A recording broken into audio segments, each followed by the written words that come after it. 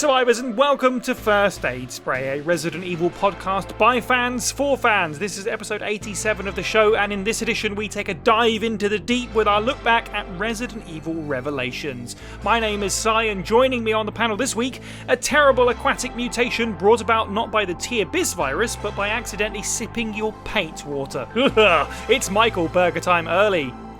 Okay, it's not contagious.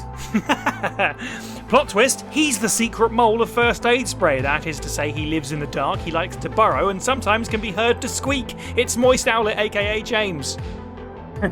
Yes, that's me. And he's well versed in fighting off ooze, and that's just talking about his time spent with his newborn baby. It's Fire Button Steve Valance. Aww. Yeah. Hi, everybody. First Aid Spray is recorded in front of a live Discord server audience, so join now to hear the show early and unedited, and to become part of our wonderful little community where we discuss life, the universe, and Resident Evil. You can find the server and all of our social media links at our website, faspraypod.com. That's where you can find our merchandise store and our Patreon page. First Aid Spray is nothing without our supporters. Tiers begin at just $1 a month with a host of benefits. Head over to patreon.com/faspraypod to support the show. Speaking of Patreon, shout out to our latest Patreon supporter, Victory Egg. Sorry, I need to say it right. As per the Discord server memes, do I need to say Victory Egg? Yes, yes, you do. Yeah, absolutely. Egg. Like the idea that people listen to this that are not part of the server have no idea what that was about. Including Victory Egg. But yes, thank you, Victory Egg, for your support. Thank you to everyone for your support. That's it in terms of our news. Well, there isn't any Resident Evil news. I guess the big news is happy birthday, Steve, on the day of this recording. What? It's a work day. I mean, it's not a work day. I enjoy this. This is my birthday treat. Happy birthday. Aw, did you get me a cake? I have cake for you if you want it. Your company is fine enough. I feel uncomfortable. Yeah, I think we should swiftly move on from that. So let's just dive right into Resident Evil Revelations. And now, reading the files Veltro Agents Journal 1 and 2 from Resident Evil Revelations, Austin G, who you can follow on Twitter at VictionVA. 2004. We are at last putting our final plan into action. Jack Norman, our leader and brother-in-arms, came up with this plan. When we first heard it, we had our doubts that it could even be pulled off. But now the time has come to enact this extraordinary plan, thanks to the will of our comrades and the one who supported our ideals with his power and influence. He has prepared these ships for our use. These luxury liners are symbols of the degradation of humanity, and will be fitting vessels for the distribution of the virus that will purge humanity. I have been assigned the task of boarding the Queen Zenobia for our mission. Bernard Cordy. 2004, 12 hours until mission start. My body is trembling, and I can't stop it. It could be the excitement, or fear, or both. Strange biological organisms created by the virus are milling around the secret lab in the bilge. The virus can be dissolved in water, so anyone who drinks the water will turn into a monster. The Hunter-type BOW was infected off-site, and will bring the virus on land. The decadent eyesore that is the floating city will soon be turned into a veritable hell on Earth. We must bring hell to the people, or the scales will not fall from their eyes. That is how Norman phrased it. If that grizzled financier of ours believes in Norman, then we who serve him must do so as well. Bernard Cordy. So at long last, we have arrived at Resident Evil Revelations, which was developed by the team who also made Resident Evil The Mercenaries 3D, a game we're yet to cover, obviously. Both of these games came very early into the life of the Nintendo 3DS, so they are the pair of Resident Evil games, and one kind of set the track record for the other. You know, they did Mercenaries 3D, which kind of allowed the team to figure out how to work within the environment of the 3DS, and more to the point, how to develop a full Resident Evil campaign, not just a multiplayer shooter.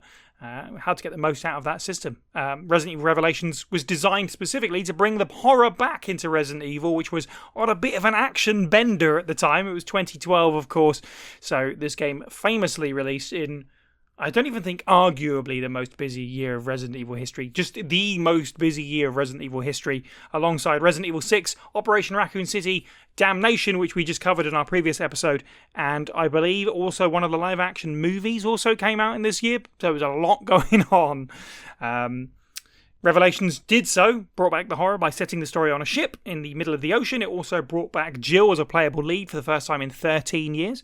It released in January 2012, or February in America, just about making it into that first year of the 3DS lifespan. And it was met with largely positive reviews overall. It has an 82 out of 100 on Metacritic. And release scores, this is for the 3DS version, 9 out of 10 with Game Informer and Game Trailers. Famitsu gave it 39 out of 40, which is very strong. And a few more middling scores. Edge gave it 6 out of 10. G4 gave it 3 out of 5. The game came to the PC, the PS3, the Xbox 360, and the Wii U, which I think makes it the sole Resident Evil game on that system, off the top of my head. About a year and change later, as the HD edition, or the Unveiled edition, depending on your region, in May of 2013. Which changed, obviously, some of the gameplay to take away the touchscreen stuff and the dual screen stuff. Added a new enemy in. I believe this is the version that we've all played in preparation for the podcast. So if you need a baseline of where we're coming from, that is kind of what we'll be talking about. That said, let's talk about our first experiences with the game. Steve, let's start with you. Did you play Resident Evil Revelations on the 3DS, or did you have to wait for the Unveiled edition to arrive? No, I specifically bought a 3DS for it. Nice. When it was announced it was going to be on, I believe we already had Mercenaries 3D coming. Something like that. Fact checking, I'm going to have to double check something. So there'll be things I need to clarify. Like, I'm fairly certain the original trailer for Resident Evil Revelations had Julia Voss face as Jill, and a different voice. But I could be going way off base. I distinctly remember what I want to say is Julia Voss face and Patricia Jarley's voice for a trailer or a tease or something for Revelations 1. Right. And it's what set me down the rabbit hole of buying this, for getting the 3DS version. So yeah, I was there pretty much from the off. I can't remember playing the demo, which is in Mercenaries 3D. It's a black hole. I know it is there, but I cannot for the life of me remember what exactly it entails. I'm guessing it's just like opening level area or what have you with Jill exploring. I remember having a good time with it. Missed the laser sight in the newer versions. The newer versions omit some of the visual stylings of the 3DS version and add in a new enemy type. But I have very deeply ingrained memories, mainly because I picked it up just before going on my first ever cruise holiday. Nice. Now, can you imagine being on a cruise ship, a boat, while also playing a horror game set on a boat? Let's just say there was diegetic horror when I was in the late nights, slightly up, going back to the room, then playing. It was a time. There was a lot of resonance with Resident Evil Revelations and being on an actual ship for the first time playing it. Pretty good. Nice. Yeah, I forgot about the laser sight. I don't remember that about the trailer specifically with the face and voice changes that came before the final game. I do obviously remember that trailer because it's quite. I mean, it does reflect the final product to some degree, but it also doesn't as well. It kind of seems to imply a different story than the one we got. And the sort of body double Chris is alluded to, not even alluded to, it is in this story, but it feels like it's kind of in this story because it was in the trailer and they felt the need to commit to it, but we'll get to that. I did play the demo. I think you're right that it's just that sort of an opening segment up to a certain point. I remember getting it off the 3DS store because I didn't have Mercenaries 3D at the time, but I guess at some point they did make it available just to download. It might have even been when the game came out. The demo was also up the same day. They put it out for everyone, possibly. But I bought a 3DS pretty close to release, just being a big Nintendo fan. And then, picked up Resident Evil Revelations along the way. It's one of the Resident Evil games that I've owned a lot of copies for. Perhaps the most up to a certain point, because I bought it when it came to home consoles on the Wii U as a Wii U owner. And then found myself rebuying it again for the Switch, and I bought it again for the Xbox, so I have quite a few different copies of it. Despite it not necessarily being my favourite game, or even a game that I've played that many times, I think this might be my second full playthrough. It was like Zero before, where we talked about a little while back. It's just one of those games that I always start and just never manage to make it through to the end. But thankfully, this time I sat down with the intention of getting through it, committing to the full thing. Bergs, do you have any prior engagements with Resident Evil Revelations? Any memories of this game? So I also owned a 3DS back when they first came out. I bought mine for Street Fighter 4 on the 3DS. Oh yeah, that was the thing. Yeah. That said, I think I actually had returned it before this game actually came out. I didn't own it for very long, just because I played the demo on the little, because I worked at GameStop at the time. I played the demo on the little in-store game thing, and I remember just really not liking how kind of muddy it looked with the 3D on, and that was the whole drive for me on the 3D, the 3DS was it just didn't look great. I mean, it looked great for what it was, but yeah. So no, prior to the most recent playing of it, where I got to dive real into it, not much beyond that demo that I don't remember much of, because 2012 was 12 years ago. James, any prior experiences with Revelations? Apparently, yeah. Yeah, apparently. Yeah, we've been talking in admin chat about for this podcast I did play this game, and this wasn't the first time me playing this game for once. But I played it all the way back in 2021. Say all the way back, it's just 3 years. But I can't remember the reason why though. It might have been just because it was there. I remember it was on sale maybe, because I have the game on Steam. So yeah, I might have just picked it up and go, oh, I'll give this a go. So I guess this is the first time I can fully remember the experience, because I did go all the way through the game. I do remember that, because as you're going through something, you go, oh yeah, I remember that and that and that, Yeah. But yeah, ask me again in another 3 years, and maybe that will change. Nice. Okay. Well, in that case, let's talk about the gameplay first. I think first and foremost, as I said in the sort of introduction there, this is one of the games. It was deliberately, developed with horror in mind, and I think from that sort of slate of 2012 releases, it's probably the one that is looked back on the most fondly, partly because of that. It's got lots of familiar Resident Evil elements, and it fits an interesting place in sort of the bioterrorism era that we've been talking about recently with Damnation, and we obviously covered Resident Evil 5 recently, and this feels to me very much like Resident Evil 5 on 3DS. I remember being very impressed, or largely impressed by the fact that this game was running on a handheld console from 12 years ago. Now, obviously, I think we take that for granted when it comes to stuff like the Switch and the Steam Deck, especially the power of handheld gaming. But back then, this was kind of maybe a feat is the word. The 3DS was a nice jump up from the original DS. So to be able to play a fully 3D, full Resident Evil campaign on a handheld was really cool. And obviously, it's developed with it being a portable game in mind. It's sectioned up into all these different chapters, and we'll get into all that kind of stuff.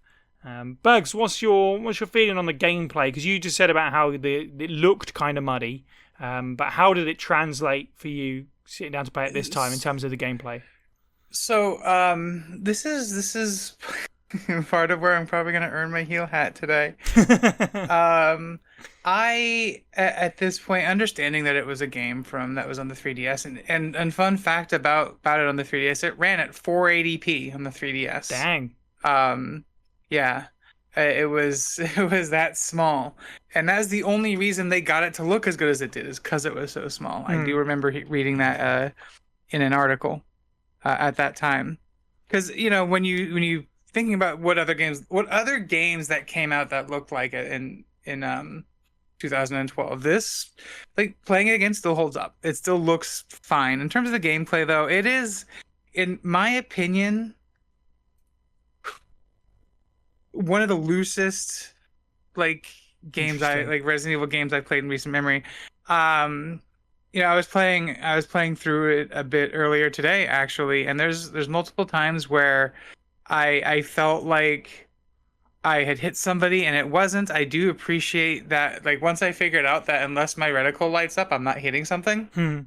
That's a cool little touch that they have in the game. If you're looking down the barrel of your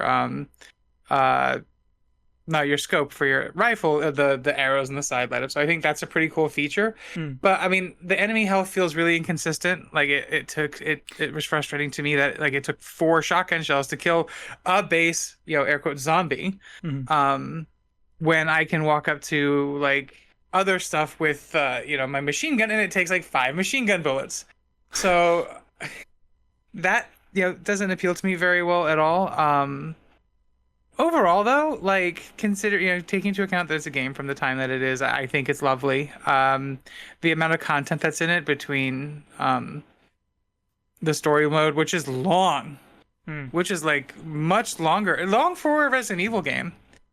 And I mean, well, I guess it's on par with Resident Evil games, but again, we're talking about this game was on the 3DS for a game that at the time was not a lot of like deep content games. Like a lot of the stuff that was out for the 3DS that time was stripped down versions of like other games, for example Street Fighter 4. But early in the console's life cycle, there wasn't a whole lot of like really good like meaty things that you can kind of just dig your teeth into. That wasn't just like a gimmick to show off how cool the 3D element of the system was. So I thought that this was really cool that it did that. The 3D elements, again, kind of, this was a console-wide issue, but it did make the game look a little muddy and messy. So, like I said, I ended up not keeping the 3DS that long because that was my impression of the game. Playing through it now, again, for a game that came out in 2012, it looked great. Yeah. Interesting. I think, overall for me, the controls feel decent enough. I do agree that it's absolutely not the smoothest game in the world, but considering where it came from, and we're going to caveat lots of things throughout this podcast, obviously, with the fact that this was a 3DS game, it's fine. I feel like it's kind of on par with RE5, which came out 3 years beforehand, which is really weird for my brain to comprehend, which is talked about time, but like the fact that RE5 happened and then this came out 3 years later, it felt like a lifetime between those two games at the time. Now it's wild to think that it's only 3 years between them. In terms of the base, we'll get into loads of bits and pieces about the new mechanics and stuff that it does. But for me, the controls were fine. I thought the swimming stuff, I guess when you talk about basic controls, the swimming stuff is new. It's cool. It's unique. I actually quite like it. Fight me, Sure. It presents some kind of unique exploration opportunities and opportunities for an interesting threat. I don't know if they necessarily made the best of it. I think if it was in lots of smaller chunks throughout, it might be better, but it's mostly in bigger bits where it's like, okay, here's a big swimming bit, and then a bit later there's a big swimming bit. But enemy, before we get to my thoughts on the enemy design at the enemy design area. Yeah. I think the bit near the end near the end, quote unquote, where the lab floods and you have to get out is one of the most memorable sort of set pieces for me. So maybe that's also why I have warm feelings on the swimming. Steve, how do you feel about the way that Revelations feels to play? It feels like the missing link at times. Like the through line between, say, RE3 and RE4, obviously we lost a lot of linearity and a lot more action. Whereas this, obviously, there are still more of an emphasis on action, laser sights, targeting, melee moves, but you have a tool specifically designed to slow the game down, to check for items, to look around. There's backtracking and interconnectivity and stuff like that. Files to find. Hell, there is in danger of being puzzles. I won't call them good puzzles, but there are in fact puzzles in this game. Normally, like Rotomania, like move things around, which I distinctly remember being very different on the 3DS. Yeah. But on the 360 and up, it's like just move slide puzzle, basically glorified. It's neat. Honestly, I have no real issues other than, and I'm sure we're all going to get very, very upset about it, the dodge function. Like, poor Jill, she can't get a decent dodge function until Remake 3, can she? Like, jeez Louise. I was going to say there's a dodge function. Yeah, much so I forget that it exists. The general gist is you figure out when you're going to get hit, and you press forward or try and do a 180 turn, and that should, with extra strength air quotes, should evade the attack. But it's so wishy-washy and unreliable. Like, if you're not like one of these people who play fighting games on the regular and knows how to parry, for example, in Street Fighter 3, you can have issues.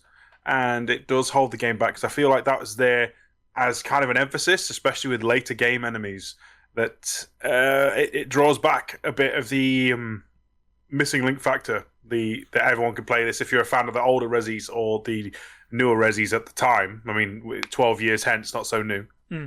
Yeah, but realistically, as the game plays, I genuinely quite enjoy it. There are complaints, though.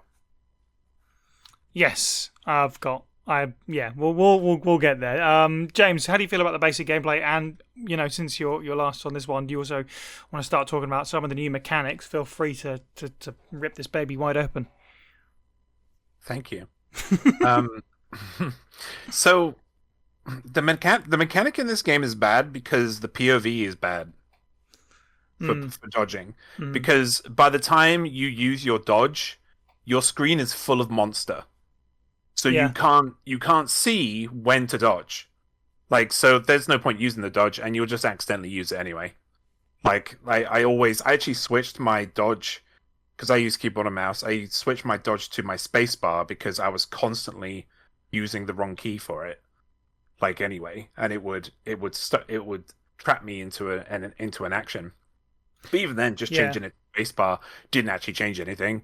Like, because I never dodged anyway. I just tried to keep as far away as I could and blasted center mass or head, But yeah, the dodge mechanic it's only bad because of POV and it being so hit and miss, and also hitboxes being really weird in this game. To the point, like, there was I didn't put it on social media, but there's a clip I took of me taking 5 shots from my sniper rifle that directly hit one of those little piranha boys in the water. It didn't hit anything, though, apparently, the game said. Like, it was just and I was like, I mean, I'm a bad shot, but I was hitting the thing. I know I was, but for some reason the water had some kind of invincibility like hitbox, which was silly. But yeah, like, when I go over, because there was some bugged, because of playing on PC, there was some bugged control systems with this game, with the crosshair and the cursor. Like, if you had a certain option on, I think it was smoothing or acceleration or something or other, within the game, it meant that your cursor constantly floated in a direction, which was awful. So when I first started, I was like, oh wow, I feel like I'm actually underwater playing this game, but I changed that and everything was fine. I had a lot of fun with it. After I did that, and I kind of got used to the controls, because before that, I was playing games that were very Twitch controls, so they're very responsive, whereas this game is a little less responsive than that, so it was hard to get used to. There are a lot of mechanics that I feel like weren't really fully fleshed out in a testing phase before launch with this game. It was during a time where I think that I'll be the heel now. I think it came out in a year where it was hard to fail because the other games it was going up against weren't really super received very well. And the game before it that it was kind of copying did very well. Right? So like RE5, I really enjoyed the action, but it could have done better. Like, one of my least favorite things about the gameplay in this was the Genesis scanner thing. I love the concept of it, right? But it, like, when its lock-on is really clunky. It was clearly meant to add more horror, but it just frustrated me every time it went on. You were punished when you got 100% lock-on, because you were given like 1 or 2 seconds more time in the animation. And then you had to click another button to come out of it. It was like, and also the game, at least on PC, the game, it queues actions. So if you're trying to get out of your overlay and you keep spamming to get out of it, it will put you back in it. Nice. Right? So you have to press it once, and then you have to think, okay, I need to go into my aim down sights. So yeah, that kind of stuff, that's the kind of stuff I'm talking about that they should have ironed out, because it's not implemented well, really counterproductive. But I did enjoy the premise of the mechanic. It was cool. I would have liked to have learnt notes and files with Jill as she scanned things, that would have been instead of like an innocuous green herb she got. Like, they tried to say, oh yeah, because pseudoscience and viruses and green herb, but I would have liked to have learned more about the BOWs as Jill was. And I'll get more into that later on as well, because it kind of goes into the story and some other stuff. But yeah, when I figured out the controls and stuff, the characters, they had a lot of weight to them, sometimes too much weight. Like Jill is meant to be really agile, and she did not feel like that. I would have loved a sprint option. Yeah. Like maybe a stamina bar, because I mean, especially that last boss. I'm just walking backwards the entire time, because if you walk forwards, you're gonna miss his attacks. Like, and she's already slow enough as it is. Yeah, I just would have liked some way to skillfully use Jill. As we know, I mean, she's good at her job. The shooting was really fun. But there were, in normal and higher difficulties, specifically Infernal, there's just no point hitting the arms because it's so inconsistent. Even though you're meant to hit the arms, if you hit the arms, you're just going to be wasting ammo waiting for that stagger. So you might as well just shoot them in the head with a sniper rifle instead. So they just die. Because you're not saving any money because you're wasting all your ammo trying to shoot arms. At the end of the day. Yeah, and then like some of the monsters as well, when you're fighting them, sometimes they have these weird actions where they will teleport their head, or they will teleport their body to the left or right. They make some really unnatural movements, and not in like their natural movement within the game. It's like they were just really janky. One time their arm will be here and then it'll be there. It was inconsistent.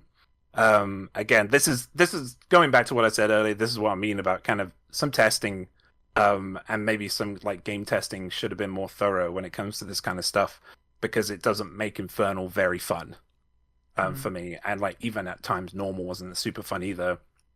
Yeah, I feel like they were just doing a lot of experimentation with Revelations, because I see a lot in this game that is in future games, and that's what I appreciate Revelations for. Yeah. Like when it comes to the gameplay, because you can see a lot in this game that you see in future games. You saw the passion there, you saw the inspiration. And yeah, it did come out during like a big transition period as well, with Resi and Capcom. So it explains a lot of the issues I have with the game. So even though it sounds like I'm being harsh, I'm just pointing out some criticisms that I think could have been done better. Yeah, totally. I think you're right. Like with it being a side game, and we've probably said this about other side games in the series, it obviously affords teams opportunities to try things and potentially, be like, that's quite interesting. What if we did it this way in another game? That's kind of the whole point of them. That's what makes them great. And there's less pressure when it comes to it being a non-mainline entry. You can do some fun stuff like that. And you can do, passion projects, I guess. We can put Jill on a boat and we'll have waterlogged monsters. Like, there's some stuff in this where I'm like, this is really cool. And I'm glad that we have this, because I wouldn't say that the main games take things. Sometimes they do. Sometimes they do play things safe, and then they get to the point where they're like, "Oh, we played things too safe. We have to have a massive reshuffle of things now." Like 6 went right down to like a needle point of just chopping everything off until it was just an action game, and it was like, "Oh, we need to change everything." So stuff like this is really welcome for them to experiment with stuff. And yeah, like you've hit the nail on the head with the Genesis scanner for me. For the console version of the game, playing with a controller, it's holding down the left bumper, brings it up, and then when you let go, she pulls it down. So there's a certain degree of risk reward with just, having it up and down, because it takes time for her to pick it up and down, as you said. And yeah, like, I guess it's an interesting idea, because I think that the balancing in the healing items of the game that I experienced, this is always a good measure of survival horror, really, is, how over-equipped do I feel on my first playthrough, if you'd like to say. If you're really an expert at the game, obviously less so counts, but when you're playing kind of clean and pure, I was like, okay, occasionally I really do need to scan something because I'm down to 0 herbs and I really need to scan something. But then the fact that you basically get the biggest punishment for succeeding when you've filled up that little bar with scans and 100% you get a green herb. Cool. Well, now I can't use it because I'm dead. Because the thing waddled over to me while I got stuck in that animation. That actually is just frustrating. It's not scary. It's just irritating. But there you go. Steve, you mentioned the puzzles. I think they are largely the same. Obviously, they feel less repetitive for me on the 3DS because you directly interact with them because of the touchscreen. Like you take the screws off the panels as well. I think you just literally have to tap them and they come off, and then you get to move the thing around. But that was really cool. They work okay on the console, but they do get a little bit repetitive because it is just moving your stick around, I guess. Steve, how did you feel about the various new mechanics in Revelations? Well, I've already spent my piece about the dodge, how it's very skill heavy, and James has quite rightly put out that the visuals get kind of cluttered, especially if you're dodging anything that's larger than, say, an ooze. You can barely see a dang thing. Genesis, I feel like I am a big fan of scanners in science fiction horror games or science fiction games in general, like in, for example, Metroid Prime. Like, I love scanning a random enemy and learning about its statistics, what it eats, where it goes, what it does. I feel like it's a bit of a step too far in Resident Evil, but also I kind of feel like it's also somehow underutilized in this, as it's basically a dispensary. I see it. Yeah, just where you both said it. I'd love to scan and learn stuff, but no, it is just the means to getting green herbs instead of picking them up, isn't it? So, like, I understand it from the conceit of, like, in Resident Evil 4 and 5, there are barrels and boxes everywhere. Like, we've all seen a oblong crate or something, and, like, I can smash it and get stuff. Instead, it's use the Genesis and try and find something in the environment. I can appreciate that. But also, why have we got a glorified metal detector that also scans weird ocean monsters and gives me a HP? I would rather like interact with computers and machinery, maybe, like it being a bit of sci-fi tech, something that pushes it in that direction more so than a loot finder. But again, it feels especially for 2012. Well, this is set in 2005. Like, it feels way too technologically advanced. Like a conceptual viral weapon system like that. I don't know. This is a very funky franchise for sci-fi tech anyway, so I should probably just hand wave it. I mean, there's a sci-fi laser in this, like a satellite laser. But yeah, I like it in a lot of games. Not so sure about how I like it in this. The parts system, I think, is more fun than any kind of merchant or anything in general. Like, I wouldn't mind a merchant that sells parts, but it's better than just incremental upgrades. It allows you to have a bit more diversity, and you can choose your quote-unquote build with a weapon. It's more interesting. It's better than incremental, upgrades, and it means that each weapon can have... Yeah, you get where I'm going with that. And other than that, I feel like it's all the main new mechanics, isn't it? Swimming, if we're counting that now, I can appreciate it. I don't think I got quite the same kind of vibe out of it, other than as an exploration tool. It reminded me more of like Tomb Raider than anything. Well, that's okay. It's something new for a Resident Evil game. I'll take it. It's better than RE6's version of duck under the water or get dragged by a giant beastie in tall oak somewhere. So, yeah, okay. I'm glad that you brought up the... Oh, sorry, go on, James. Sorry, I learned one thing about the swimming. If you get hit in swimming and then you come out for air, you get fully healed. Oh, weird. Yeah, which makes swimming kind of pointless. But there you go. Yeah, I like it more as a concept and as a visual, I think. Like, I don't think they did what they could have done with it fully, which is a shame, but I like that it's in there. But yes, Steve, I'm very glad you brought the weapon upgrade system. I knew I could trust you to bring it up because I was like, this is Steve's jam all over, but it is probably the game's shining star for me, the sort of low-key RPG system. Kitting out weapons with interchangeable upgrades, power upgrades, stopping power, firing speed, fairly obvious stuff, but also some really unique ones, dazing enemies, and you do more damage the closer you are, and you see even more of these in raid mode, when you can get like BP and experience points upgrades and stuff like that.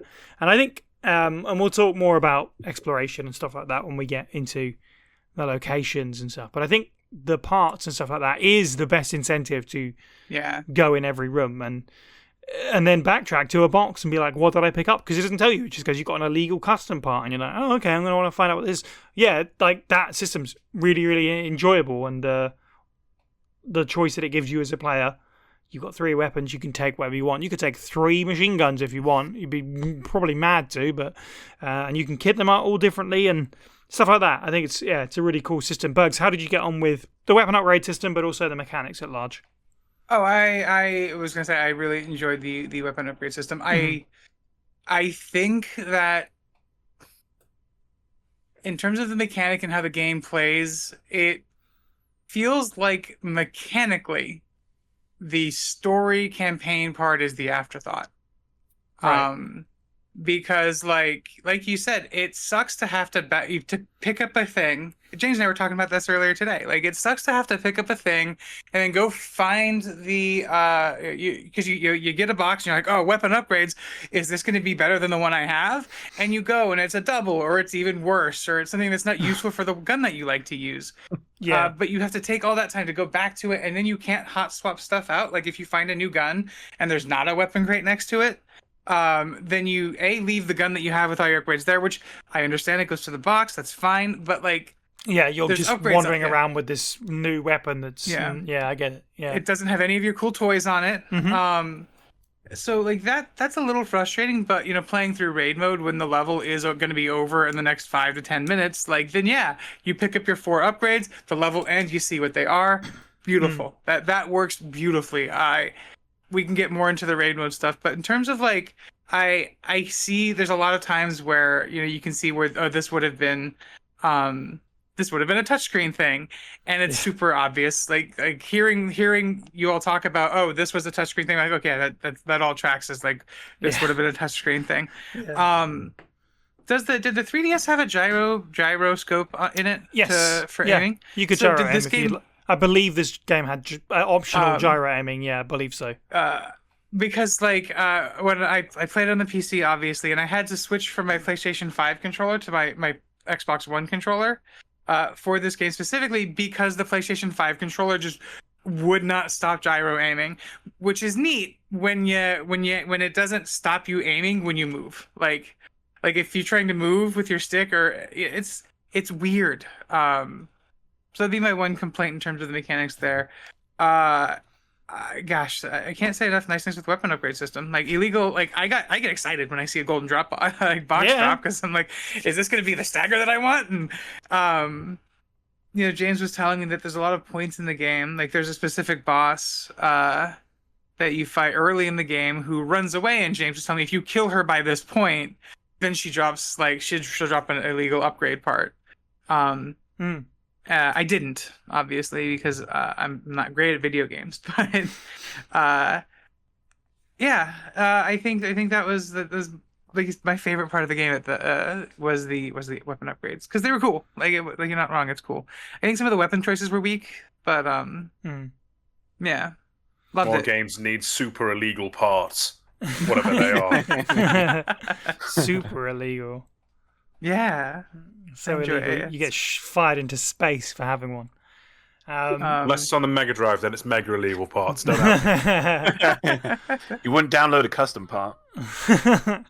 Just to confirm, 3DS did have gyro aiming. I believe the Wii U version also had gyro aiming, and the Switch version also has gyro aiming. So if you're playing this on Nintendo console, that is actually something that has stayed throughout that line of consoles specifically, which is neat. And it's also, I guess it's probably worth saying, I said before how I think Revelations is the only Resident Evil game on the Wii U that I can think of. This is probably the last Nintendo exclusive Resident Evil game. Because after that, obviously, we went really multi-format. We went a bit more gaming in general. Obviously, kind of flattened out a little bit. But yeah, so this is kind of after the GameCube era. We had a couple of 3DS games, but there you go. Just occurred to me now. Cool. Let's get into the story. Usually, when I do this, I just kind of say a few lines or whatever, like a paragraph to set everything up, and then we'll just talk about the story. But I think because this is Resident Evil Revelations, is it probably better if I just do the whole story? Good luck. Because Because it probably needs laying out there for all the people that are listening to this, and then are going to hear us talk about certain parts and be like, what the heck is going on? Because I mean, it's Resident Evil Revelations. I mean, not to put the cart before the horse, but what the heck is going on is the general vibe. How many plot lines are there? So I'll do my best. At the beginning, there was a city called Terra Grigia. So what were the revelations? bear with me. There were 12 of them, and they were on a stone tablet. Yes, bear with me, and I will quickly go through the major plot points of Resident Evil Revelations, and then we'll talk about the story, which takes place as we've alluded to, between Resident Evil 4 and Resident Evil 5, and demonstrates a key point in both the history of the BSAA and in bioterror in general. In 2004, the terrorist organisation called Veltro attacked the floating city of Terra Grigia, which resides in the Mediterranean Sea. The FBC, which is the Federal Bioterrorism Commission, choose to use the orbital satellite which powers the city in order to destroy it and the BOWs within. Former FBC operatives Parker Luciani and Jessica Sharawat joined the BSAA afterwards and become Jill and Chris's partners respectively throughout the beginnings of the game. Jill and Parker are sent to investigate an abandoned cruise ship called the Queen Zenobia, where it's theorised that Veltro might still be operating from. And according to the BSAA head, Clive O'Brien, this is where he's already sent Chris and Chris and Jessica. This turns out not to be true because there's a dummy with Chris's head for some reason, as I said before. Because the two of them are actually in the Finnish mountainside where they're confirming Veltro's presence as sort of still being a thing. And they head to what they think is the Zenobia, but actually turns out to be the sister ship, the Semiramis. Meanwhile, back on the Zenobia, Jill and Parker witness a video from a masked Veltro terrorist and they encounter the FBC agent Raymond Vesta. They fend off a blast from the satellite, which threatens to sink the ship. Chris and Jessica, I just can't say her name. Chris and Jessica arrive. Jessica shoots a masked Veltro operative who's, standing on a balcony being all, I am evil. But it turns out to be the mysterious Raymond Vesta. Jessica then reveals herself to be a mole within the BSAA. Chris and Joe encounter Morgan Lansdale, who is the head of the FBC, via a video feed, who reveals that the Terra Grigia panic was a ploy to gain international trust with the company. Elsewhile, the BSAA idiots, Quint and Keith, discover that O'Brien is behind the apparent re-emergence of Veltro in order to force Lansdale out of hiding and expose himself as being behind the Terra Grigia incident. O'Brien explains this to Chris and Jill and tells them there's actually a third ship below the ruins of Terra Grigia called the Dido. The pair explore the ship and they find Jack Norman, the former leader of Veltro, who is inexplicably alive, and then he mutates before them and becomes the final boss. Chris and Jill broadcast incriminating evidence regarding the truth about Norman and Lansdale, and in epilogue scenes the FBC is dissolved, and it's revealed that Jessica and Raymond Vesta are alive and have acquired a sample of the T-Abyss. Spoiler alert. So, for a 12-year-old game. Well done, Sai. Hopefully that made some amount of sense. I feel like it probably confused matters even more for some people, because this story is a total mess. James, how do you feel about the plot of Resident Evil Revelations? To put it simply, it's very confusing. As you could tell by the diatribe. The thing that Sai just said, which I didn't follow at all. And I've played through this game 3 times this week, the past few weeks. Nice. It's a game that's built on releasing episodes, which is so dumb. It's American drama stylized, It's the weakest point of this entire game. Like, the story here, it's built around, like, these episodes. So you're getting baited and switched all the time, constantly, throughout the story, without any weight to the results here.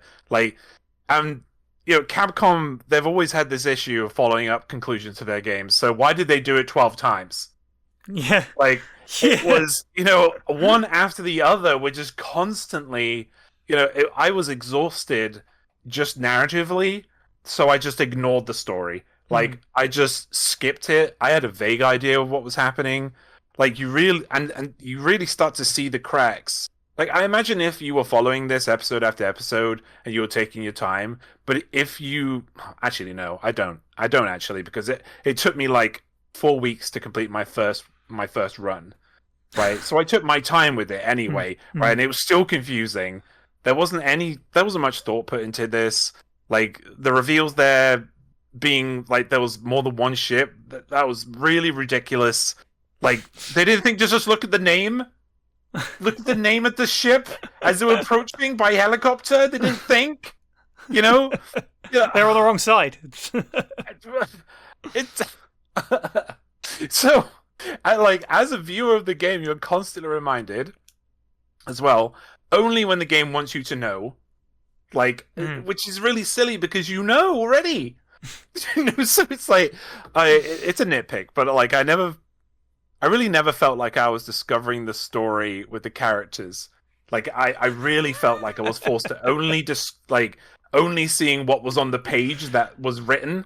You know, it was disappointing because I do see like the vision here with this. They're trying to go for like Raccoon City 2.0. Yeah. Like, but instead of keeping it, but instead of like keeping it on the ground with the heroes as they explore, we learn through environmental storytelling, notes and stuff. You're just talked at by these asinine scenes where you don't learn anything. It feels like an episode of Mad Men, like without any good writing. You know, it's just, and as I said earlier, I'm not sure what the revelations were. Like, there were no revelations. Like, the hooks, they just weren't interesting. I have it for you, James. I have the revelation. Oh, show me the revelation, please. May I? Please go ahead. Okay. The revelation of Resident Evil Revelations is that it's not actually a Resident Evil game, but a spin-off of Remedy's Control. Oh,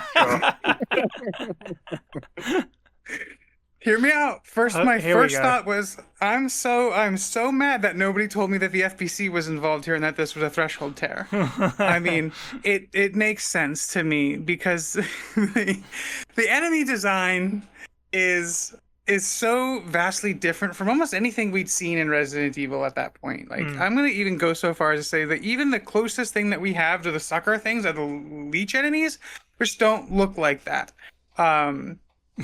That's my my tinfoil hat hot take theory is why the story made no sense is because nobody realized that it's a threshold tear and they're all para-utilitarians. That makes sense. And that's just the FBC like buttoning it up all at the end, all those plot holes that happen. That all takes care of off screen. That happens behind the scenes. Wow, 4 Control fans. Her real name is Jessica Sherowat Faden. Right. There it is. Yeah. I'm kidding. Obviously, the story was banana pants bonkers. It made no sense, and honestly, like James said, it was a challenge to make it through because if you were it does feel it has that mobile like thing. It also does the thing that Alan Wake did, where at the start of each chapter it says previously Alan Wake, except Resident Evil Revelations, and it gives you an update on the story, which is cool because if you're your mobile game, maybe you put it away, you didn't play it over the weekend, you pull it back out for your commute. Your commute's 30 minutes long, so like that makes sense for that kind of structure of a game. But when you're trying to like play through it, it is hard to follow, and there's a lot going on because you don't have that refresher reference at the top of the chapter. You think it all piles on and piles on and piles on, where it's like I felt like each block of like every 20 minutes I was rotating characters, and there was never, aside from Jill and the fellow, whose name escapes me at the moment, Jill and Parker, it was always 2 different people. It was like, it was Chris and the lady, then it was the 2 people, and then Parker with another lady, and then like, so there was not even that level of like consistent pacing aside from the the times obviously you spent with Chris and Jill. I think not Chris and Jill, Jill and Parker. I think the cool, I do appreciate the flashback stuff that they're doing, the setting up, like that twists my big Alan Wake fan over here. That kind of stuff gets me going in terms of like story execution. I really only think that delivered at one point in the game, and that's the reveal that they're not on the same boat. Yeah. Which to me that was like, I sat back and I was like, oh, mwah, thank you, because it's just the right amount of schlocky cheese that I ate right up. It was, because it was, it wasn't terribly telegraphed either, because it really did just feel like the same maps that you were doing, which is a different complaint that I have. With the same enemies, there was nothing different until you find out that at the end that, oh, by the way, there's a second ship. But yeah, like ultimately speaking, what the heck was going on? I don't know. I had a lot of fun with it because I think that the Resident Evil stories are supposed to be like fun and wacky and bonkers, and even when they're trying to be more somber and serious, like you still have Jill with a laser gun that blasts a giant monster with it at the end of the video game. So the thing that you just said about the two ships thing, that's equally my favorite. I laughed out loud like the first time. I remember laughing out loud the first time, and I remember laughing out loud this time because, yeah, like that one's kind of dumb in a good way. But largely, I would describe Revelation's story and trying to hold on to it as like squeezing a bar of soap. Like every time you're like, okay, I'll give it a go, and then just something happens, and you're like, no, I've lost it again. I don't know. And the only way that I understand the story of this game is through reading the synopsis of it. And James, you said I don't feel like I'm understanding the story or experiencing the story or whatever as it goes along, just page by page. Yeah, reading about this story is what helped me understand what was going on. Not playing it, reading the synopsis afterwards, which is a real shame. I think the design of the game is really at odds with the story. Like, the idea of the episodic format and as a handheld makes total sense, but they just crammed it full of stuff, whereas just, yeah, you guys have described it perfectly, piling on top of itself, like you feel a bit suffocated by all this stuff going on, and it's not any stuff, aside from something like the ship thing, and I can't believe I'm using it as a good, example of what is good, but it is. Like, nothing feels like it necessarily involves you as the player. It's always, revelations and stuff is happening to other characters that you barely know. Yeah. That's the thing. Like, there's so many surprises in this that none of them hold value. Who's anybody working for? Who is anybody, first of all? Almost feels like an SNL sketch. Who is Veltro real? I don't know. I don't know who Veltro are. You've just introduced him in this game. Who's the villain? Again, see above. How many ships are there? And this kind of thing. There's two. No, wait. Exactly. Like, I like the idea of the episodic format, but it just means that the end result of the game is just a string of like, you're never gonna believe this, or character goes, that means dun dun dun, or oh no, Scooby-Doo, we got the wrong information, rot-row. Like, it's just constant, just let me play the game. Steve, how did you get on with the story of Revelations? Oh, I kind of glazed through it. I kept playing raid mode over and over again. I just kind of just skipped. Now, for all its attempts at trying to be this big unraveling conspiracy and a mystery and quote unquote revealing the plot, it's pretty much solved the first Terra Grigia like flashback you have to play through. If you're just paying attention enough, that like, oh, all right, so Morgan Langsdale's dodgy then. Oh, and Mr. O'Brien's upset at him. Okay, I wonder if this is how it's going to all shake out. And lo and behold, that's how it all shook out. Like, Veltro are patsies. Their methodology, their entire reasoning is, we don't like improving society somewhat, so we'll blow up an artificial city. What? What kind of Malthusian bullshit are you running? I'm sorry, I apologize for the language. What? Okay, generally speaking, it's nonsense. And that's okay. Like, if you're here for just the vibes of exploring a haunted ghost ship, you're going to have a fun time. You'll unfortunately have a few side trips to random, like, snowy Ural mountains in Finland, or to very, very great characters that remind me too much of those two annoying racist character stereotypes in the Transformers movies. The live-action Transformers movies, that good. So, generally speaking, just this is the one time I'll say it, you don't really need to play this Resident Evil game for the story. There is one. There are attempts at characterization. 9 times out of 10, it's just mid. The ideas behind it, and it even has the goal to have setups, generally speaking, don't pay off. We even have a post-credit sting, for God's sake. Like, I think it's one of the first Resident Evil ones we had, and people were excited for a while, and like, no, nothing's going to happen. Like, we'll never see them again. Maybe in a remake of Revelations 1 will we see these characters again. But did anyone at any point not suspect Jessica of being dodgy the way she's laying it on, and I mean this very kindly, on extremely thick with Chris into trying to quote-unquote woo and seduce him? No. You mean Chris, who famously, had his superior like be an absolute. Oh yeah. You know. What was all that about? We've sent Chris and Jessica. I nearly said it again. Then sent Chris and Jessica here. Actually, no, I haven't. Sorry. But why? Why? Yeah. Why? They never. Why didn't? Why did you lie to Jill and Parker to put them on the ship? Like, they would have gone anyway. We think the terrorist organisation is operating there. That's a good enough reason. Why did you need to add Chris and Jericho? I've done it. I can't. She's Jericho now. Chris and Jericho have been sent there. And, oh, by the way, I guess we assume they created the Chris body double. I don't remember if Veltro take ownership for it. It's just like, what is any of this? This is so weird. But it's only in the first few hours of the game, and they just never go back to it. You just kind of forget about it because there's so many other things that happen. I mean, goddamn Jericho. You take it away, and the driving inciting action is a grumpy old dude wants his corporation to become basically a quasi-military force that is like the BSAA, but isn't. So he gets a terrorist organization to do a terrorism so he can stop it. Like, yeah, okay, that in itself sounds interesting, but then you've got all these other threads thrown in. It just gets more and more like it's a CGI movie, and your eyes just glaze over.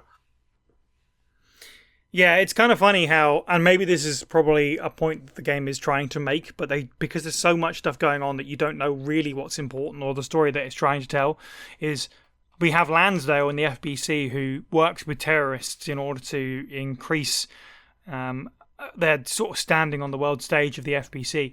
But O'Brien essentially does the same thing.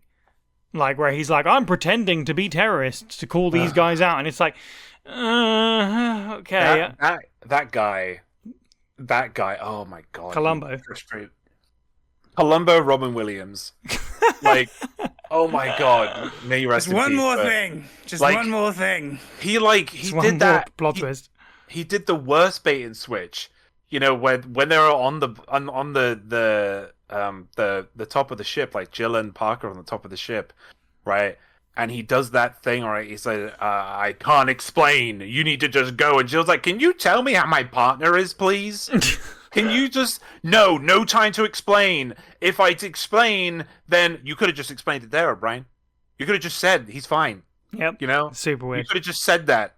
But no, and then he does that thing where he sits there and he goes, who's it? Egghead sits there and goes, you're the big mastermind, whatever. And then he's like, yeah, or whatever the frick he says, and then it ends, right? And then it starts up again. It's like, oh, everything's fine, guys. Yep. Because we're bouncing around from character to character as well. It's like, I don't know who knows what anymore. So I guess it doesn't really matter that we learned this revelation about a character who, as you've said, what revelations in this game? Because they're all so self-contained. So, but yeah, I guess we should probably talk about characters, actually. Like, we were going to do locations, but let's talk about characters because we kind of... we're moving in that direction anyway, and we're picking up a good momentum here because I think characters, for me, it's one of the worst things in the game. There is so much I can pick apart here about terrible characters. I'll just do a little bit off the top because it is related to the story. Is most of the character motivations in this game are mostly this will make a good cliffhanger. Raymond is shifty and he's bad because he's pointing a gun at Jessica, but Jessica seems more likely to be the bad guy, and Raymond implies that she's untrustworthy, so he's good, but no, actually he's posing as a Veltro guy, so he's bad, but then he's shot and he whispers something to Parker that we don't hear, so maybe he's good, and then by the credits, he's bad, but also he did something good by saving Parker. Like, but who is Raymond Vester? I don't know. I don't know anything about him. He's just a guy that moves the plot along. And everyone is just a guy who moves the plot along, except whoever you're playing as at that current moment. Let's get into characters a bit more. Steve, characters, go.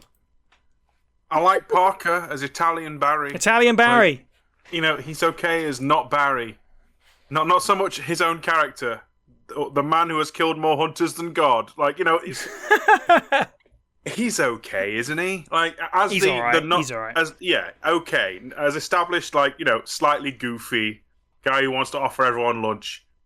He's all right. Raymond Vester, enough syllables to match Albert, but also none of the depth, surprisingly. And I think Wesker's a shallow character. No good. Jessica Sherritt, she can get in the bin. Don't like her. Like, she just... I don't even think... Is she meant to be like a femme fatale or just a git? Like... I feel more sympathy in the short they did for Rachel, the trailer, and then she's just been murdered off screen. Like, she's more of an interesting and compelling survivor who doesn't make it than Jessica Sherowat. Mr. O'Brien, okay, like I understand he's trying to play a shell game to lure Lansdale out. Okay, I can understand that. And he generally seems shook up when, Fivehead and Keith almost die in an explosion off screen. That he a bit more empathetic. If they actually do use him as the quote-unquote face of, not necessarily the current BSAA, but former BSAA, I can believe that in like a future game, right? I understand that he's done dodgy things, but he's a force for good, right? I can take that as, but his plan's rubbish. Yeah. And then Quint Ketchum, he can die. Like, we won't miss him. Like, if there is a point where we go into the BSAA and they've been completely overrun by bad guys and he's a corpse in the corner, we go, oh, well, and carry on. Like, Keith, do we know anything about him except he gets cold? Like, no offense to the poor lad, I'm sure he's great, but all I've ever seen him do is complain and be shiver, and be cold. Yeah. Got some sweet daggers, though. My God. Like, the principal villains of this entire affair... Morgan Lansdale, like, I am evil businessman. I am now a general. I'm going to kill you now. Like, you are a flipping discount Bond villain. Pissed off. And then Jack Norman's just Jack Norman. He's in a league of his own. Like, I'm evil and I'm going to hold grudge and now I'm dead. I think I described him yesterday when we were all hanging out as being like when you play a JRPG and they make you fight God out of nowhere at the end. He just comes out of nowhere and you're like, who's this guy? He's the leader of this terrorist group who don't seem that important anymore because there's so much other stuff going on and we've never really gotten into this. Okay, sure, fine. And he survived all this time underwater. Well, okay. It's bizarre. Like, we were talking a good while. Yeah, we were talking a good while about the nature of Resident Evil villains, and most of them kind of are a bit cack. These are the cackiest of cack. And I apologize for the swearing, that's why I'm trying to be a bit more polite.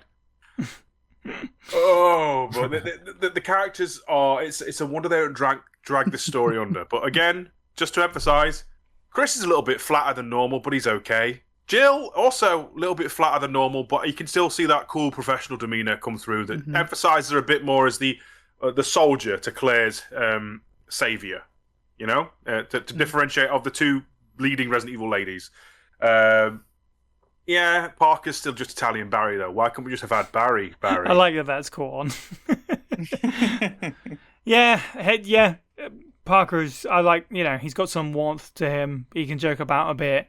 He has the most character depth, and he gets the most character depth out of everyone else tends to be with his sort of like, being a little bit flirty or whatever. He definitely has more personality than Chris and Jill, who are both very, very flat. There's just not a lot to this. Out of everyone, he'd be the one that I would quite like to get more out of. Like, let's have him come back. I think he's in one of the mangas, but maybe bring him back so we can explore a little bit more. I don't really necessarily understand why he has a fake out death. It doesn't add anything to the story. It's probably gameplay reasons where it's like, we need to explain why he's not tagging along with the player for the last little bit, and we just want Chris and Jill. So we're going to, make it look like he's dead and then he's not at the end. And yeah, it's weird. In terms of the villains, Steve, what you were just saying about, Jessica being a femme fatale and stuff.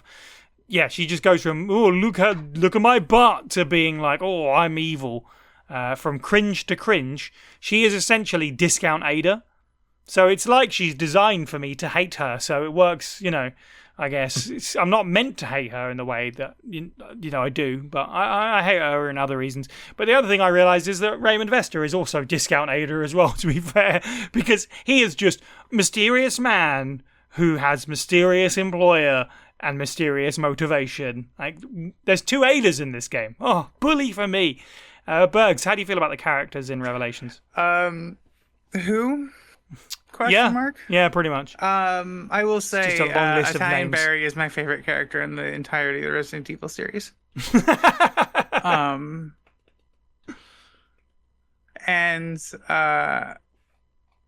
he's like aside from Chris and Jill, they're the only ones that like stuck in my brain. Because you had the red woman in Guy, and then the girl who was there's like good. It's like you take Ada and you split them off into like good Ada and bad Ada, and you send them down two different branches of the storyline. And that's what it felt like, because you had the parts where he's like, here's me being cool but also helpful and nice. Yeah. But also looking kind of sneaky. And then the other girl had the, I'm such a femme fatale sexy beast, like, look at me. And then exactly just is the bad guy. Very good point. Ta-da! Every other character in the game, I didn't care to remember their name because they were a monster delivery system, which I'm fine with. Like, it was disappointing I didn't get to watch the transformations. Like, I feel like if they remade this one in the RE engine, this probably might be one of the most visually stunning Resident Evil games. Just because I want to see that guy morph into the guy who's at what was it? Is it Edie Meaty? What? What's the itchy painty fellow, the navigator? Eats meat. Yeah. Meaty is that guy. Is the itchy painty of Resident Evil Revelations. Forgot about that. Incidentally, that's it. Like that's all I have on characters. This did remind me of a thing that frustrated me, was that I got to him for the first time and didn't, because there's no guns that they put like right in your path. Like I just had my handgun. I'm like, wow, this boss is impossible. And why are they giving me all this ammo for these other weapons? Yep. So then I had to go back in, because like the game doesn't tell you to explore to these areas because there's no like objectives there in the moment. Aside from like doing the water thing. The purifying part. Yeah, the solarium. So as methods for the story, I say this with love. It reminds me of playing the Resident Evil board game, and that they're cards that get flipped over. And just that's what they're there for. And there's a narrative text on it, and that's what it is. And that's what I feel about most of the characters in that game. 2004. Mission elapsed time, 2+ days. The mission was a success. Terra Grigia is now full-blown hell on Earth. We unleashed the ultimate virus to rend the city with terror and violence. The FBC sent its soldiers, but they were like lambs before lions. We have achieved our goal. The world will know that they do not have to wait for hell. It's already here. Open your eyes, world. Open your eyes to the truth. Bernard Cordy. 2004. Mission elapsed time, 5+ days. This ship has been contaminated. The virus has turned my comrades into horrible monsters, and these monsters turn everyone else into monsters. Why is this happening? We were going to bring hell to the masses, not have hell brought to us. The same thing is happening at the Semiramis. The virus has contaminated all the ships. It cannot be a coincidence. Someone was using us all along. But who? None of us would ever betray Veltro. The only one who would do this is our mysterious financier. He's the only one who's not here. Norman, we need your guidance. Deliver us from this evil. Fantastic, Lieberger. You have taken us to locations. That's about perfect, I guess. I haven't done characters. Oh, yet. you haven't? Sorry, James. No. Yes, please go ahead. Rip into what's left of these characters. I want to go into this, and I want to go into the characters without kind of touching on the story too much. Sure. 'Cause I feel like I've ripped that into shreds. But first of all, Parker Luciano, the Italian, Russian, German, Ukrainian dad, because when you listen to him, his accent changes every episode. Yeah. I do love him. Does it Like, really? it really like it's a it, bit all and over the place. even mid sentences, I'm not really sure, but I do love him. But yeah, a lot of hit and misses with the characters here. I will start with a positive that folks might not expect, and that is I do remember playing this game previously and not super gelling with Jill. However, with these past few playthroughs, I don't think I properly listened to the cutscenes and the dialogue. Probably because the story is trash. But like when I listen to her, like, and you listen to her in-game playthroughs as well. In-game dialogue as well. You know, she warmed up to me because she has some character, she has some personality, which is something I needed. And she's kind of that halfway house between being this kind of a little bit of a colder character, like military style, mind focus, but also having some personality to it, which is what I need from characters that I want to like. You know, I understand if you need to have that one track focused mind, but like she had jokes and she just had more of a human aspect to her. Like one big example, because I always go back. There's like two moments, but one big one for me was when the Rachel BOW first comes up and is at the window. You're gonna have to bleep me here, but she says, "Oh, it's you," and we all knew it was going to happen, but the performance when she says that is really solid, and the way it was delivered, it like has an edge of fear to it, which I don't think we often hear from the heroes in this game series. Like everyone else is, you know, and everyone else is like mostly passable. Chris is boring, but Chris is always boring. Like Parker again, he's fun. Except he kept on repeating everything Jill was saying as if he was saying it, you know, which was weird. Like she would say something, you know, like one example that's popping into my brain is when they're switching the levers, you know, and Jill would say, "All right, we need to stop the steam from room whatever to go whatever," and then Parker would go, "Yes, I will switch the lever, or I will stay by the control system so you can turn the steam off in whatever," you know. And it's like, can you stop doing that, please, Parker? It's annoying. Hold on, honey, a man has to say it as well. Exactly, because that's how, yeah, of course, the validation happens. That's when everybody listens, apparently, when a man says it. But yeah, Jessica was Jessica. There was nothing cloak and dagger about her. It was clear, like, she was not on the up and up from the very beginning. Like, Chris should have known better, as I've already said. Yeah. And like a big issue with the characters in this game is everyone was clearly on rails. Like, and it was very obvious. I mean, of course, like, you know, writing these characters are on rails, but nothing felt natural. Like, no one thought it was weird that Jessica leaned in on Chris so much. Like, no one other than the chapter's characters asked important questions or even gave answers. Like, nothing was explained. It felt very disjointed, but I mean, that goes into story, which we've already gone into, so. I think the thing with Chris and Jill is it's a real shame that they get to have a game like this finally. You know, the first time since Resident Evil 1 together, if you don't include Lost in Nightmares. But then they are mostly, as you said, just kind of there while everyone else acts out the story.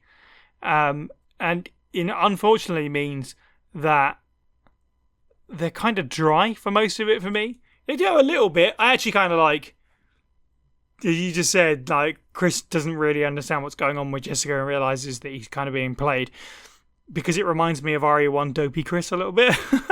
And it is nice to have Rod Craig-Smith back, and we get his face, which unfortunately makes it really jarring that Jill is new voice actress and new face. So she does feel kind of disconnected in that sense. So it just feels really weird. We got these classic characters back. One of them has a brand new face. One of them is how you remember them from the last game. And also, they're not really key parts of the story in any way. They're just kind of reacting to it. But hey-ho, is what it is, I guess. Let's move into locations then, as I said before.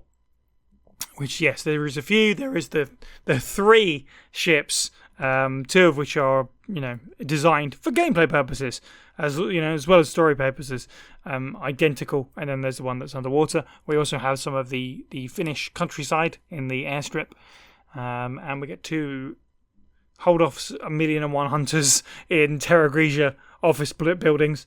How do we feel about the locations in Revelations? Bergs, let's start with you. I love them. I really did. Like, it was different. It had some like cool callback areas, but even those callback areas I think were interesting. Like, the dining room. You know, it's a dining room. A dining room. And that dining room it just shouts at me RE1. Like it shouts it at me so loud because the room's even shaped like the main hallway. From Resident Evil 1. It's even got the door in the stairway. And like there's a lot of these spaces that like in terms of visual design, I kind of get the intent of what they're going for. And then I mentioned earlier that if my other primary note was if this game gets remade, and it likely won't. I don't think it. Maybe it will. Who knows?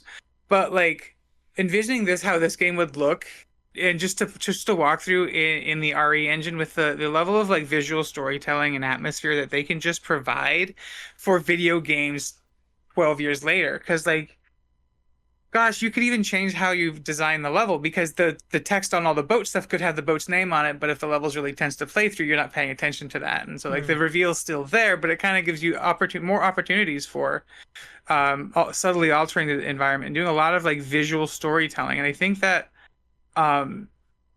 is something that Capcom has been excelling. Like it's always been a cool thing because this game feels cool to be in.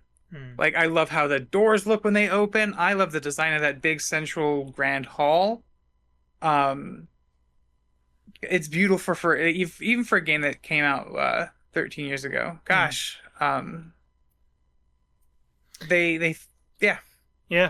Yeah, no, totally. The early parts of being on Zenobia, specifically like when you're knocked out and you wake up after the prologue, and you have to navigate all those little cabins with the bathrooms and the beds and the plush hallways, is very Resident Evil, and it clashes really nicely when you get to like the steely ship hulls and stuff like that. James, how do you feel about the locations and Revelations? That rhymes. It does, yeah, nice. So, I can finally be kind of more positive about the game. This is where we pick up. Yeah, because like the set designs in this game are so good. They're really fantastic, in my opinion.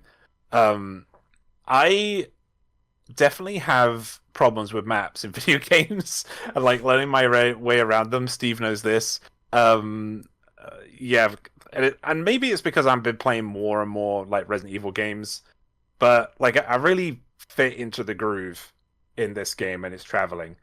Like I was accompanying Berks today on their journey through this game, and I was pointing things out consistently to them, which is unlike me. I'm not normally like that. And this game wildly has a 3D map, which I am also at. Like when I played Doom 2016, hated it, but for some reason I can follow this one. Like it's something I'm famously absolutely not normally be able to read, but I can with this one.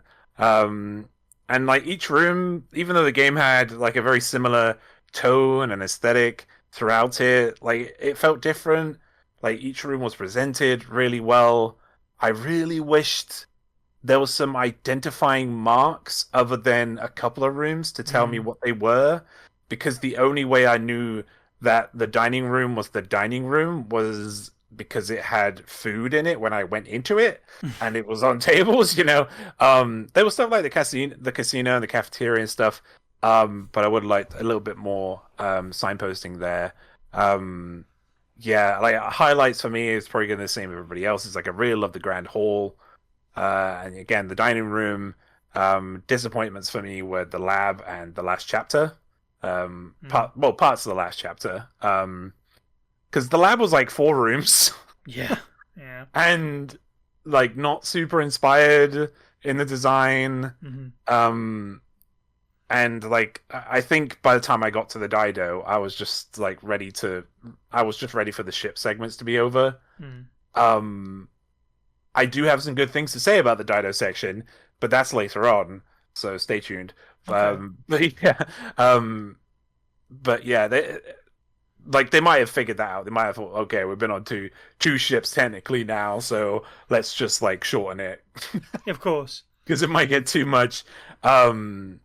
But yeah, that's about all I have to say about locations. I really like them, and I really fit into traveling through them. And I think the only time I got a bit confused was during the cabin section, like going through the cabins, because I had no idea what the lower cabin was. I had no idea what the upper cabin was. Yeah, I same. just knew where the shotgun was, and that was, and whatever the other one was. Yeah, pretty much. Yeah, when it comes to like something like the lab is a great example of. I totally get what you're saying. It is kind of funny that it's 4 rooms, but at the same time, I don't hate it because, yeah, having a lab on a ship is kind of maybe a little bit wacky. Obviously, it's Resident Evil; you allow for it somewhat, but out of all of there is a lab here. This one actually feels like, I mean, maybe yeah, I could see that it could fit. It's a big ship; you could fit it in here. It's not absurd, and outside of that one kind of stretches it. But I don't think that much.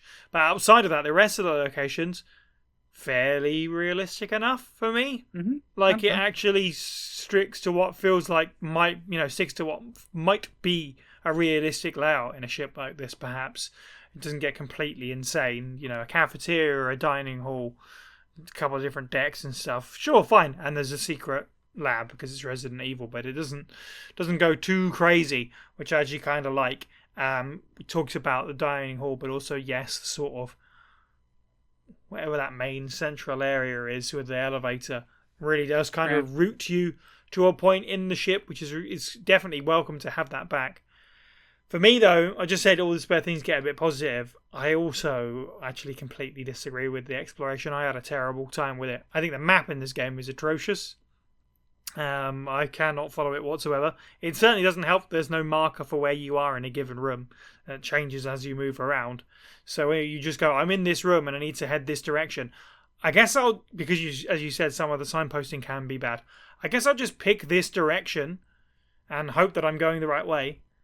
And hope that it connects logically to the next location as well, because the 3D map, I can't actually tell if by the time I get to the end of this area if that is actually an elevator shaft that connects to the one I want to get to. I get that. What's worse for me is that there's like a classic 2D RE style map in the corner. I'm like, so like the mini map. So when I'm in an area, sure I can navigate that, but just please let me use that for the whole ship and just put it on different floors like I'm used to. Don't change it. I don't want to change. It's scary. But yeah, I've always struggled with it, and I struggled with it this time. There are lots of compliments about this game that this is closer to the exploration of the original games because of stuff like the hub and the fact that you kind of can explore the ship at your own whim. Each chapter you can go back and forth if you like. I don't know if I agree with that. It's definitely comparable to something like a Resident Evil 4, maybe not the original titles. You can go wherever you like, whenever you like, essentially, and try and get some additional loot, which is nice. Maybe it's more worthwhile doing that on harder difficulties, though, because on normal, I just didn't feel the need to do it. The pacing is such that you feel kind of compelled to move forwards, and as we mentioned earlier, Jill does move quite slowly, so not having a sprint means kind of getting around those areas again and again and again is a bit of a slog. And again, trying to navigate the map, and I just think the routing is kind of bad. And it is bad, but also it's kind of one of those things, isn't it, where I just said, oh, it's great that it's realistic, but at the same time, what made backtracking in the earlier games great was all the different routes that you could take to get, I need to get to this side of the RPD, I can go up and then down again, or I can go straight shot across or whatever. Obviously, with this being a boat, it is all just kind of somewhat in a line. There are different floors, but they're in, from point A to point B. So I kind of get it. But because I didn't have the option of being like, oh, I could go all the way around this way to get there, and I can check in on these areas with this key that I've got. It was just like, I don't want to keep doing the same thing again and again for me. So it didn't really work for me. But I recognise that I might be in the minority because a lot of people do praise the exploration and the kind of return of that feeling in this game. Steve, how did you feel about exploring the locations in Revelations? I love that it rhymes.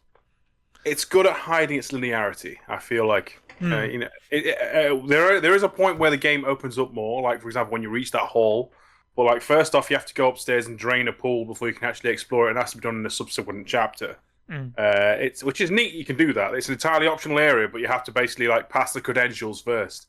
Yeah, that's fun. It's not until later on where you get enough keys to actually backtrack and crack open all those little nuggets of good stuff around the ship. But even then, it's only really the once. And arguably, raid mode does that whole revisit in a more of a fun way because that's an enemy monster hunt instead. But yeah, aesthetically, most of these locations, especially on the ship, are fantastic.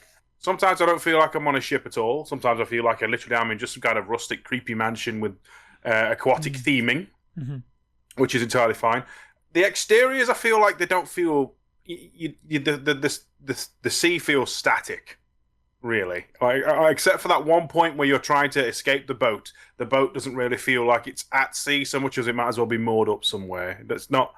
There's a late 2000s game called Cold Fear, which I feel did the whole vibe of a boat falling, a cursed boat horror story game. It felt that the actual boat part was emphasized a lot more, like the entire level sways and stuff like that occurs. But it's not really that here. Like you could put a plate down on a table and that's never going to rock. It's never going to stumble, despite the fact that we are on a big old haunted ghost ship in the middle of the Mediterranean Sea. And we get blasted almost by a satellite. Doesn't really shake any of the cutlery, Does that make any? You understand what I'm saying? Mm-hmm. The static land areas, you get a small stretch of snowy road, and then a boring grey building where you fight off hunters and dogs. They are kind of awful. Yeah, they are bad. But the standout worst areas in the game, and this may be because it just goes on forever and ever, is boring office buildings. Office buildings with a million hunters. Yeah. Set with the concept of an artificial city.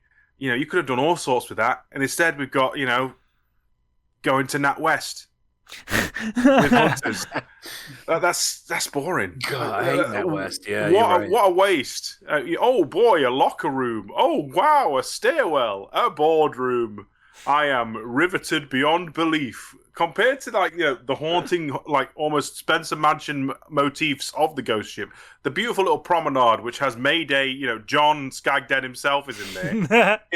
Instead it's just boring corridors with some windows that are letting a bit of sunlight in. Ooh, fantastic. For the American listeners or non-UK listeners in general, I guess NatWest is a bank. Before you start googling it, I'll just let you know. Yes, I've said before that everyone's like, "Oh, the series probably needs a new Raccoon City incident, so we don't just keep going back there. We can have another thing that we kind of build off of and set stories in." And then I go, "We already have one. It's Terra Grigia," and everyone goes, "Oh God, no," because they think of endless office block hunter showdown. When there's so much more you could do with, it's just a citywide outbreak. Before you even add, it's a futuristic city outbreak in the middle of the ocean where you can't escape and it gets blown up by a satellite. There are way more stories you could tell in this location, which is a shame they haven't, and it will forever be consigned as, Hunter became fodder in this moment. But there you go. Can you imagine a glass, half-ruined city partially submerged? That would be a great playground to mess around in. The ruins of Terra Grigia. Yeah, never totally. going to happen. Yeah, never going to happen. Too many buildings, too many office. Oh, it's like being in a multi-story car park. It's just it's dull. It is. Speaking of John Skagdead, let's talk about BOWs.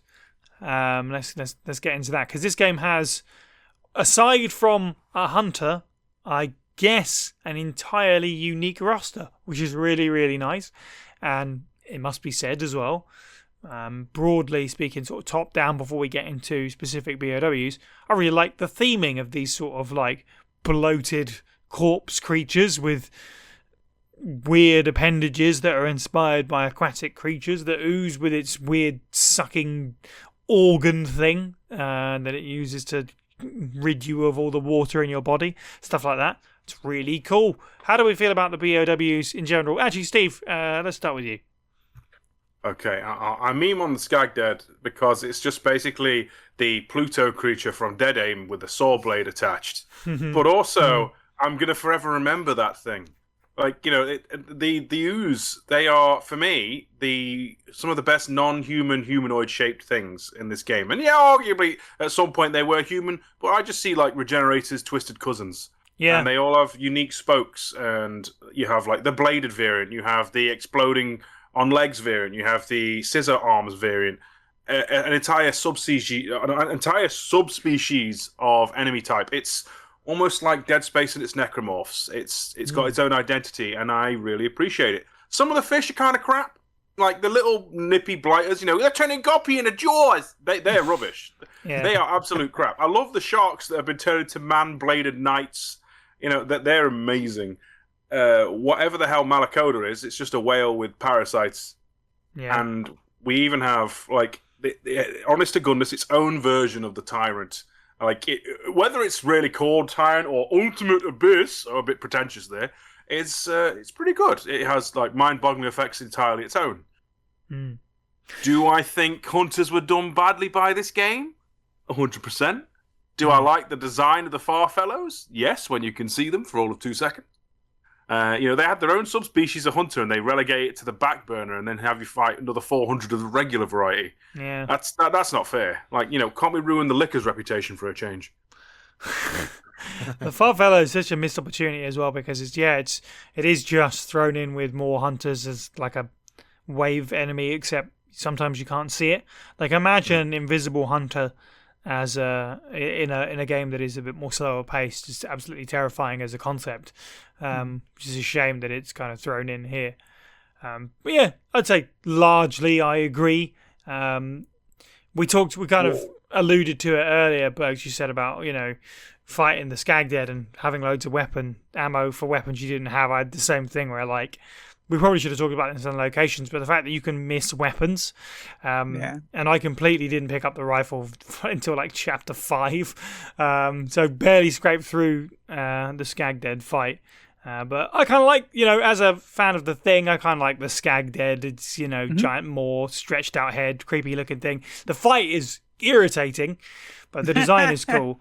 I don't feel the same way about the Draghignazo, if that's how you say it, which is just a giant ammo sponge of a fight. But largely the core, I like all the oozes different. I think the Sea Creepers, they're irritating as well, but they are kind of cool as well. I like Rachel's ooze transformation being unique. Again, makes no sense, but it's cool. The Wall Blister is pretty cool. The OHKO move that it does is BS, but as a designer, it's awesome, and it's kind of sad to think that it wasn't in the 3DS version of the game and was included in the console version, because it does add some well-needed variety before we get to something like the Scarmiglione, which is the shark shielded thing near the end of the game. But we also have the Globster, which is terrible. It's just literally, that's the blob thing, isn't it? Literally just a blob, a literal blob, nothing else. So it is a mix, but there is a lot to love for me in here. James, how do you feel about the BOWs? The Farfarellos, they bought that battle pass for that reskin. Yeah, they did. We liked them enough. We put them in that. Do you remember a long time ago we did what if BOWs were Pokemon? I was like, I'm going to use them because they're really cool and they're unique. Anyway, sorry, go on. Yeah, I remember that. So before I go into this bit, I think folks should also, after this episode, they should listen to the virology part 2 that we did, because we go into the T-Abyss and we really love the T-Abyss. Yeah. Like, it's a big win, and the creature design is a big win in this game as well. They really play around with the virus well. I feel they probably even had even more ideas. At least I might have had more ideas, but like they kind of went a little bit wild with it. Like, they had things shooting bones at you from their own arms. Like, it was very Wolverine. Yeah, super cool. Like, it's just a shame it's been abandoned. I think, as I was going through the game, I was like, we're not going to see any more of this, and that makes me sad because, zombies are getting a bit boring for me, and I've only been in this fandom for like, 7 years, so, it's like, it's also another example of, Capcom not knowing how water works either. In this game, like they did with Death Island, where a deep sea bacteria melded with the T virus, but just killing the big bad guy was enough to stop it. All right, Yeah, that works. Yep. Apparently. But yeah, back to the designs though. This game, it has, in my opinion, one of the best designs for a tyrant ever. Yeah, it's in super my cool. opinion. It's eldritch, it's old godlike. It really felt like it came from another world. And like in this sense, it's a world we've not explored very well, the deep sea.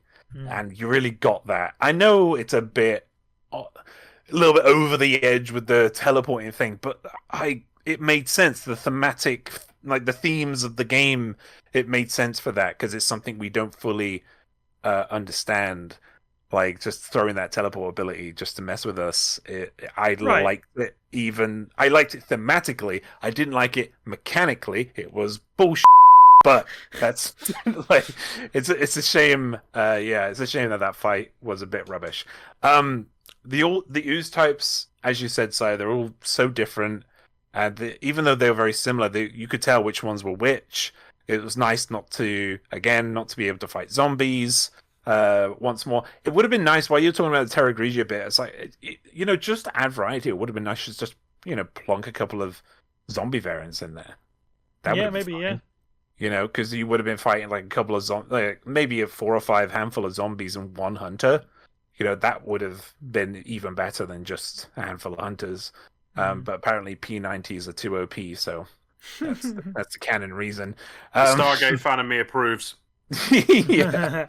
There was a lot of actually Stargate. I'll go into that later. But yeah, like everything fit into the theme really well. Another big favorite of mine, you just mentioned it, is this Scarmiglione or the Sarmiglione, like a really unique monster created by shark. I love sharks, so seeing that was really cool. And they didn't just make it like a big shark, big shark man. They went a little bit unique with it and not cool with it. It was awesome design. It's something you'd expect to see in like a FromSoft game or like something like that. It was really cool, and I've not seen anything like that since either. And as I mentioned in the gameplay section, I really wish the weak points were better implemented on these BOWs a bit more. That's fair. Like I like the visuals and everything. They're really cool.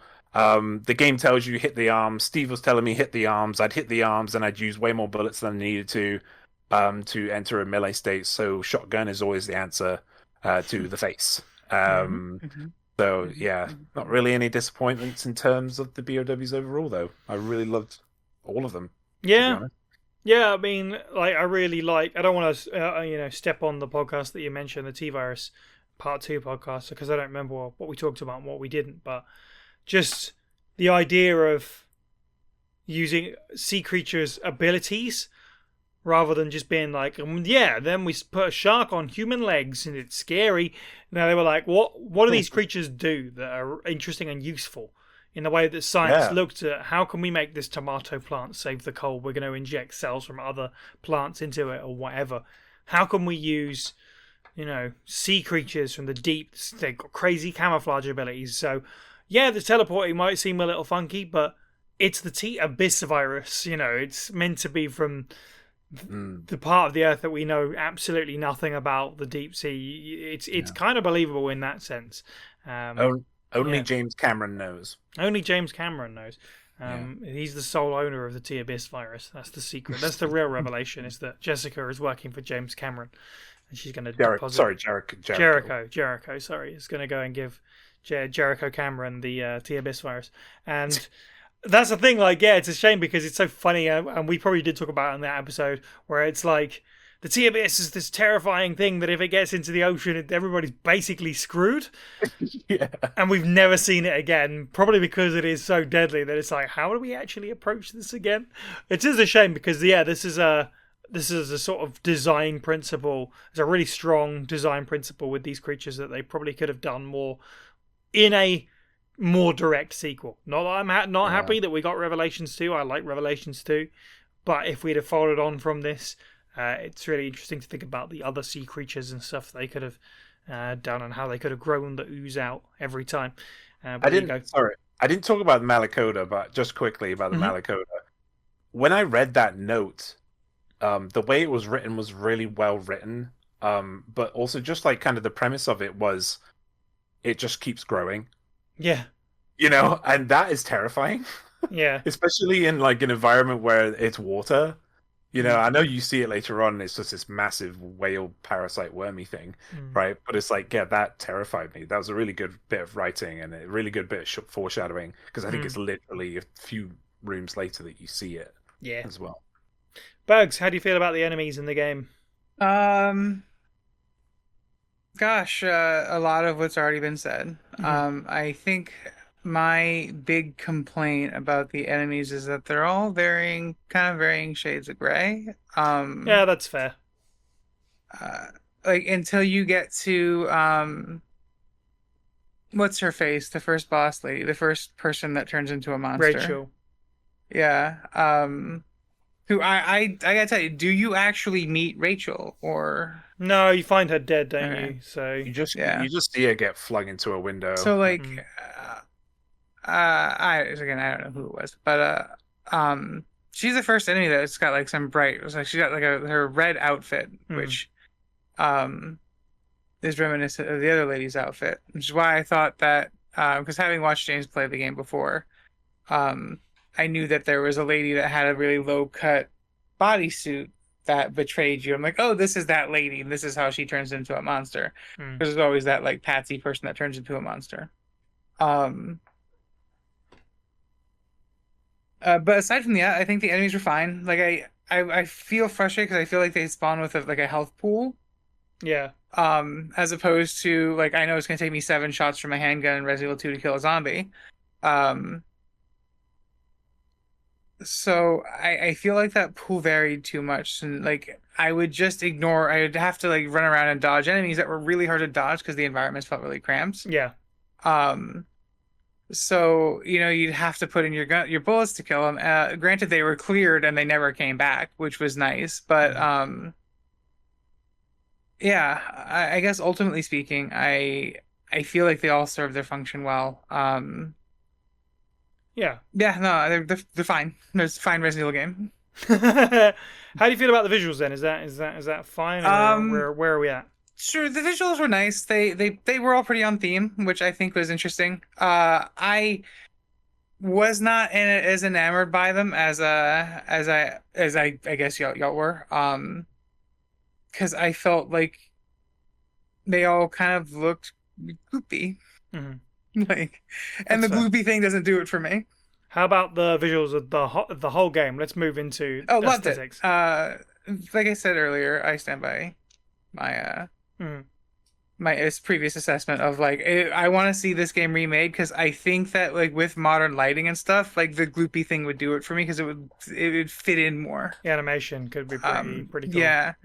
And how they already have that, like their mesh work is so good, like the stretchy limbs.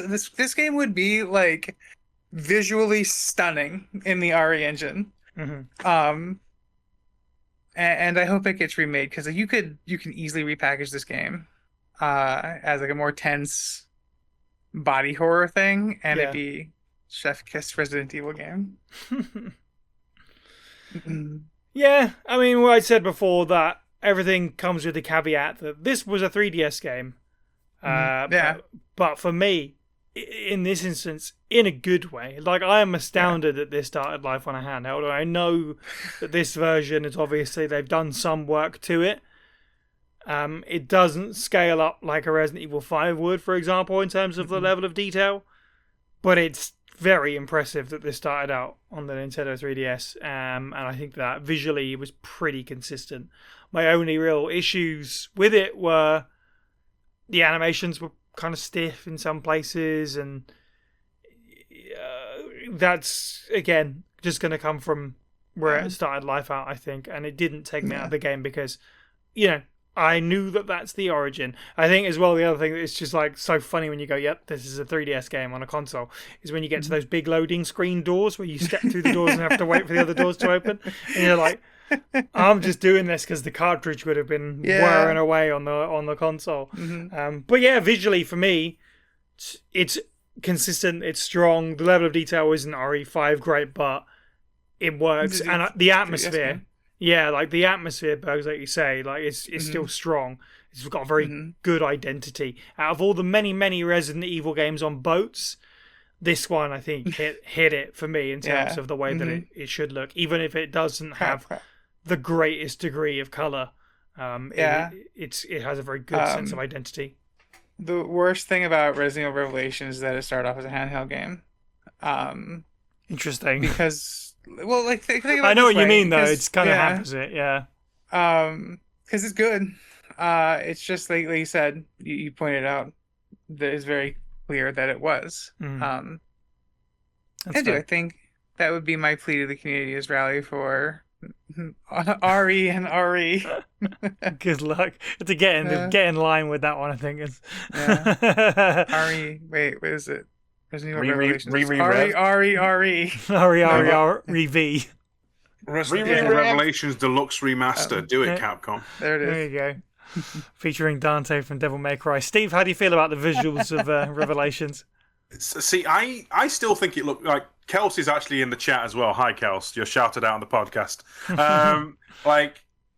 The 3DS version still looks great. I agree. Like it runs at 30 FPS. It's 480p, but it still looks recognizably enough higher detail than, say, just below RE4 in quality. I feel, but the animations are solid, and the environments, the lighting and stuff, like the vibes are immaculate.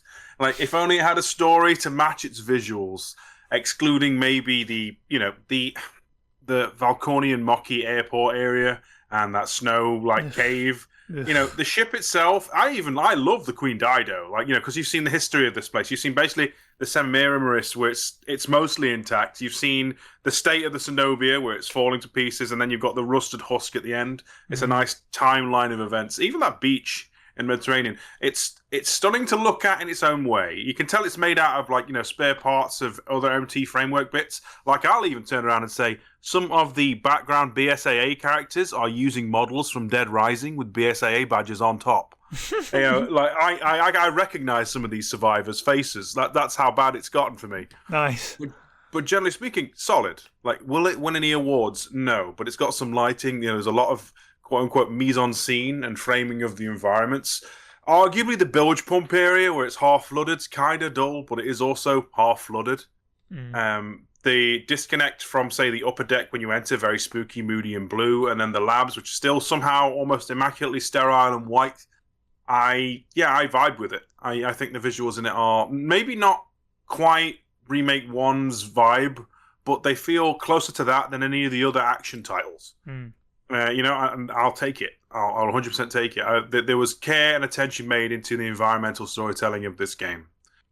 More so, I feel, than its follow-up Revelations 2, which we've already discussed on the podcast before. I can't remember what I said about it. I'll just say that I really enjoy Revelations 2, but I think Revelations 1 does its environments better. Interesting. James, how do you feel about the visuals of Revelations? I hate it. Next. Okay. This game is it's typical Capcom fare, isn't it? It's this game is the best of its time and genre on the platform it was brought out on. The users look spectacular even now. I play on PC, still looks great. When the darkness hits, like a pizza pie in the sky, but when the darkness just gets it right, sometimes you can just I get fully immersed in the game at times. It's great because I put my darkness right down in this game. But yeah, the characters look great.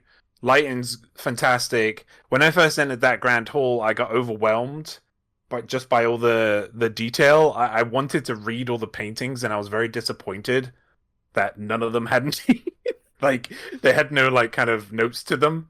But I couldn't expect much out of the game, but yeah, I really wanted to read everything because there was there's literally a corridor that's just full of paintings, and I wanted to look at all of them, but none of them are labeled. The costume aesthetics, they're a bit poo and inconsistent. The men wore khaki, all-terrain military clothing, while the women wore wetsuits. It made no sense, especially right at the end where Jill and Chris go onto the Dido after wearing wetsuits, and Chris is in his generic khaki outfit, while Jill is still in her neoprene suit. Clearly one made for the male gaze there, but what about those of us who wanted to see Chris in a wetsuit? Feed us, Capcom. You'll take Sailor Chris and you'll enjoy it. Thanks, I hate Sailor Chris. Get out. So it's all we've got. Chris is boring. We got to have something. Can I talk about atmosphere? Yeah, you go right ahead. In the same, yeah. So there are points in Revelations that have such a fantastic ambiance to them. Like, there's the beginning, which is it's a really good intro, to the game, where they force you into this tiny room with your very first ooze, while you scream at it, while it flames its arms, because that's what I did. Then you've got the comms officer, which Steve told me how to cheese that boss, and he's no longer scary, but it's this second time round, when it's a very fantastic way to introduce that character, and a great almost midpoint to the game. And then you got the Queen Dido at the end, where you're just swimming through a deep sea graveyard, and the tone really shifts. Unfortunately, the filling of this ambient sound is kind of lacking, in a horror sense, because it leans really heavily into the action, and after recent years of, I think because of recent years of really great horror moments, it kind of dimmed that light in comparison to them a bit. When I was getting to the horror, the action elements. Really like the Queen. I got a love-hate relationship with the Queen Dido section, but when it comes to atmosphere, it was done really, really well, and a great conclusion, in terms of atmosphere and stuff. Cool. Okay, let's talk about audio as well. When we talk about atmosphere as well, that's a big component of it. Shout out to the news jingle at the beginning of this game, because we've used that in every episode of the podcast. I didn't even realize. Yeah, that is... Ironically excluding this one because we didn't have any news. Hey, there you go. See? Do you know what? I'll play it now.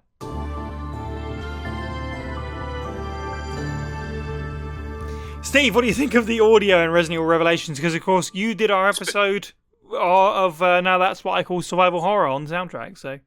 It's a bit good, isn't it? Bit good. It's punching well above its weight. I would argue it topples a few of the main series for me. And it's got its own leitmotifs, which I can't remember if it really hits back into Revelations 2, excluding the main theme. The main theme is in both games. Mm-hmm. It's phenomenal stuff. Some of it's orchestral and very ambienty, and then sometimes you've got some deep synth. Not quite hitting the Thing levels of creepy, but it's thematic enough. And I would argue some tracks are very Metal Gear Solid-y. If you listen to Now That's What I Call Survival Horror, Resident Evil Revelations, you'll hear my deeper thoughts. But I'm going to pass on to the rest of the guys because I'm kind of a mic hog as it is. Bergs, how did you feel about the audio in the game? Soundtrack, sound effects, voice acting, all the good stuff. I enjoyed the audio design. The soundtrack bopped. It was fun. I actually thought about it because there's a time where I had left the game running without realizing it and had my headset down. So I picked up and put my headset on, and had been running in the background, and that song had caught in my head, and was like, "Wow, that's from the screen was nice." It was I enjoyed it. The visual design was very cool. I very much appreciated the boss tells when you're in the boss's area, and they kind of telegraph where they're going to be. The design for the encounter with the navigator, communications officer. I'm sorry.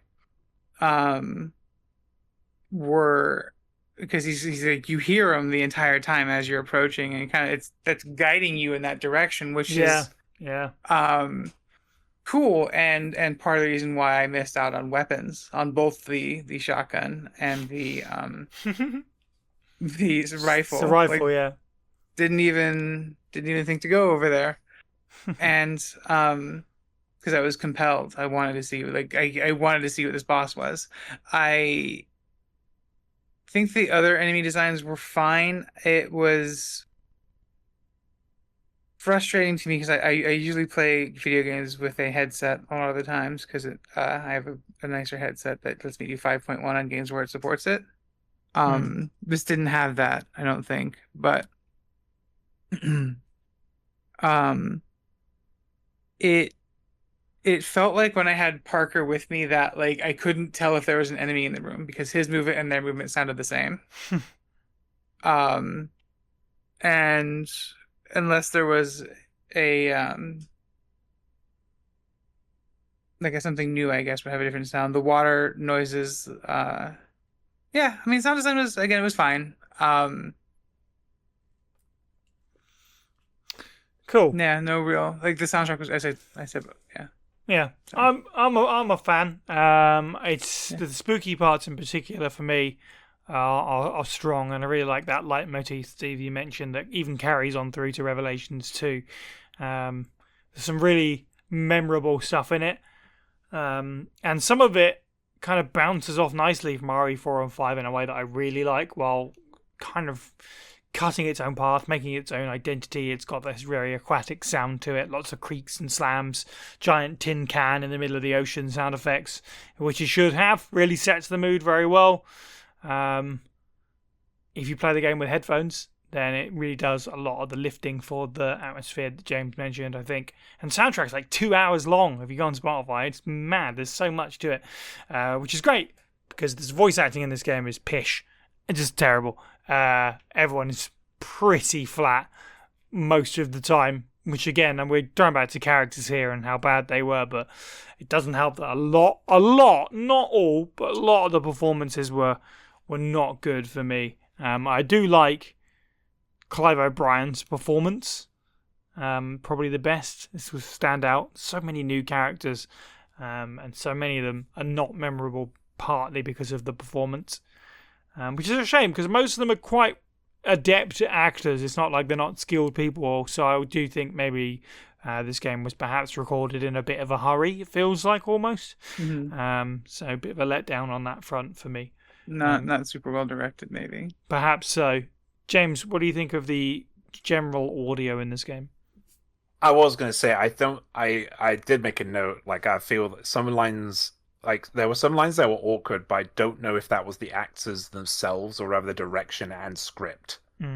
Because, like, I feel like, you know, it doesn't matter how good of an actor you are, if the direction and the writing is bad, then you can't make, you know, you can't put sugar on shit, you know. It's yeah, but I feel like this game has its own identity with its music. And I feel strongly about that more than I have with any other Resi game.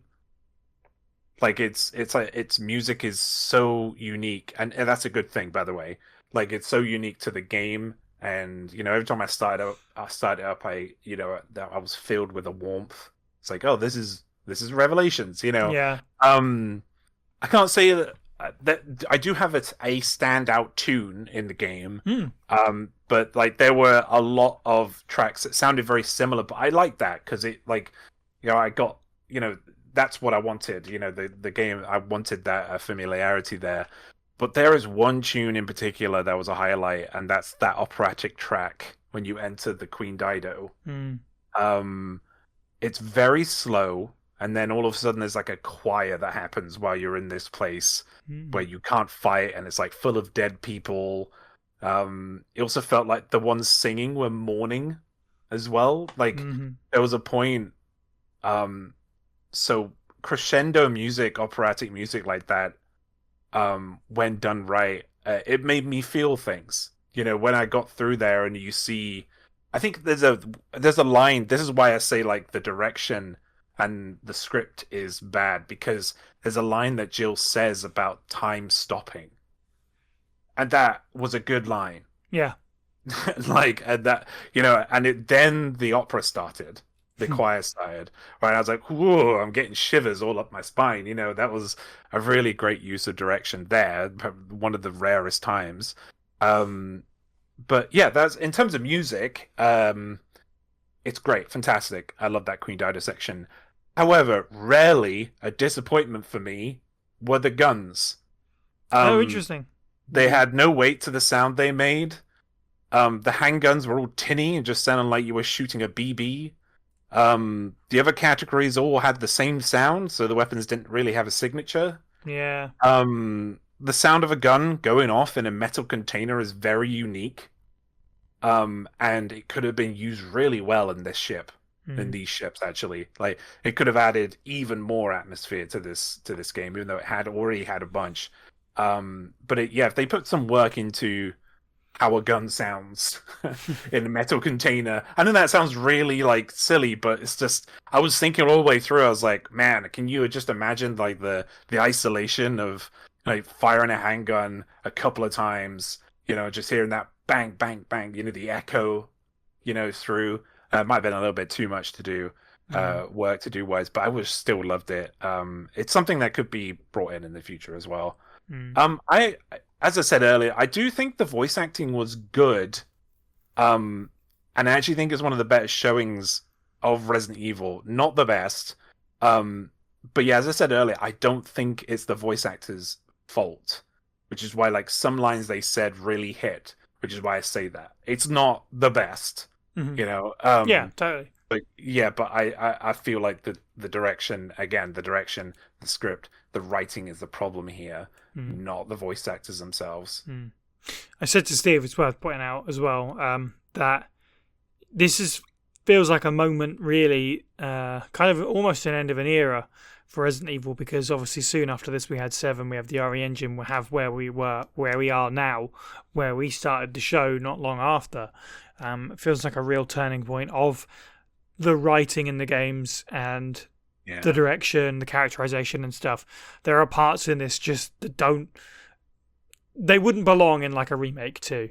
They just feel really out of place. There's a bit like characters like Quint and Keith, for example. Like, thank goodness we're far away from that. But they have moments where something goes wrong and they just like look at each other and laugh, which feels very... And I don't mean this in a derogatory way, but like it feels like Japanese writing, like the kind of thing you get in anime, like something maybe lost in translation there. Whereas the new games feel, from our perspective, from the West, feel very grounded and stuff like that. And this is really interesting to look at this now and feel like this was essentially the last point. Because RE6, I think, obviously, there's no humour in RE6, basically, because it's this like super serious, humorless action game. Gray. Yeah. So we do have a little bit of this feels almost like the end point really, rather than RE6, which would come 10 months later. But by this point, RE6 was already closing up development, I suppose. But yeah, really very much end of the bioterrorism era with Revelations, and you can kind of tell that through some of the way that the game is written and the way that the game is portrayed and so on and so forth and that kind of stuff. Before we wrap up this podcast, I did say we talk about raid mode. Berger, you brought it up earlier. I'm going to toss it to you to talk about your experiences with raid mode and why you enjoy this particular Resident Evil side game.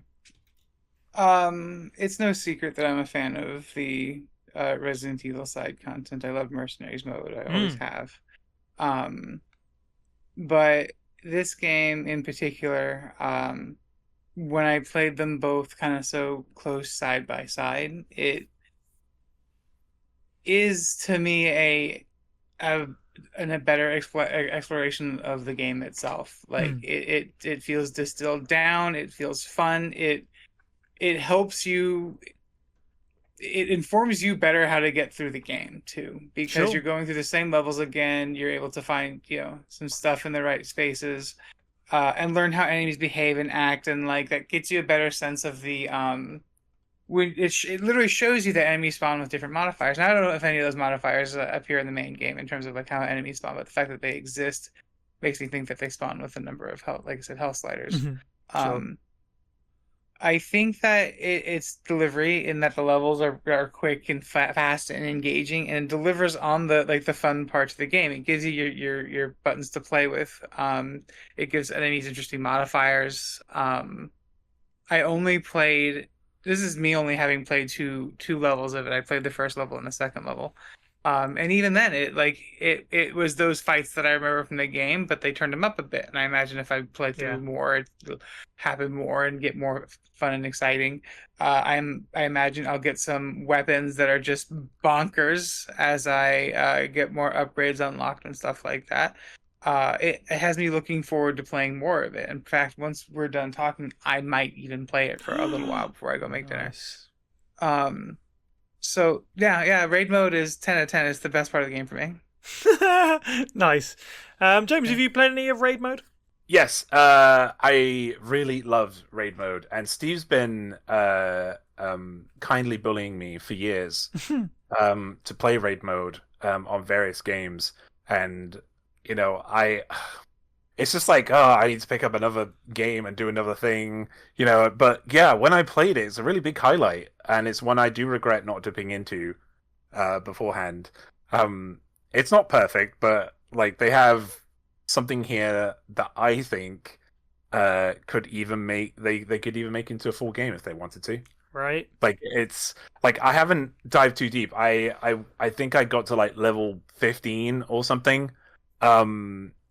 Which I guess is kind of substantial, but like I think that's like I think it's literally just 15 stages because I think you get a level per one.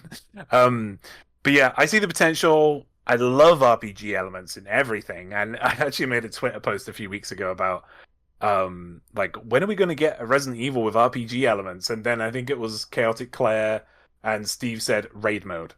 Yeah, right. You know, and then I got into it. I was like, "Yeah, this is exactly what I wanted. Like, it gives you rewards to strive for, new rewards every time you come back. You know, new different types of weapons that are randomly rolled. Mm-hmm. One kind of idea I had is like I'd like this to be a part of a campaign, like give you the choice of like the story mode, but also have a part of the campaign be like this." RPG random mode to mix it up. Like it's a randomizer, but with RPG elements. That would be really cool. Yeah, like I know it would. I mean, oh, that just sounds like, you know, Cyberpunk or whatever. You know, it's like, but I think, you know, Resident Evil has always been a game or a franchise that has reinvented itself. I think you don't have to completely reinvent it. You can still have your story mode, your as intended mode. You know. Yeah, totally. But having that other mode as well, it would be so cool to do. It would keep the game fresh. It keep people like, I mean, replayability is really good on Resident Evils anyway. And Capcom knows what they're doing. But to have another mode where you could do it and just like replay it for people who are like, oh, I'm kind of bored of the campaign now. I've speed ran it. I complete it in 2 minutes. You know, I want to kind of do it a bit different. Yeah, it's great, and I want to see more of this stuff. Big thumbs up. It's good. Yeah, I've said before, I think that I, until the podcast, didn't dip into too many of the side games, really. Like harm with the games, because I'm there for the campaigns.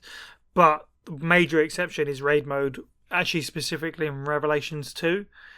So actually putting a little bit of time into Revelations 1's raid mode was really interesting to go back to, because it kind of, I mean, it's very similar, so I got those feelings back of being like, oh yeah, I remember really, really enjoying this.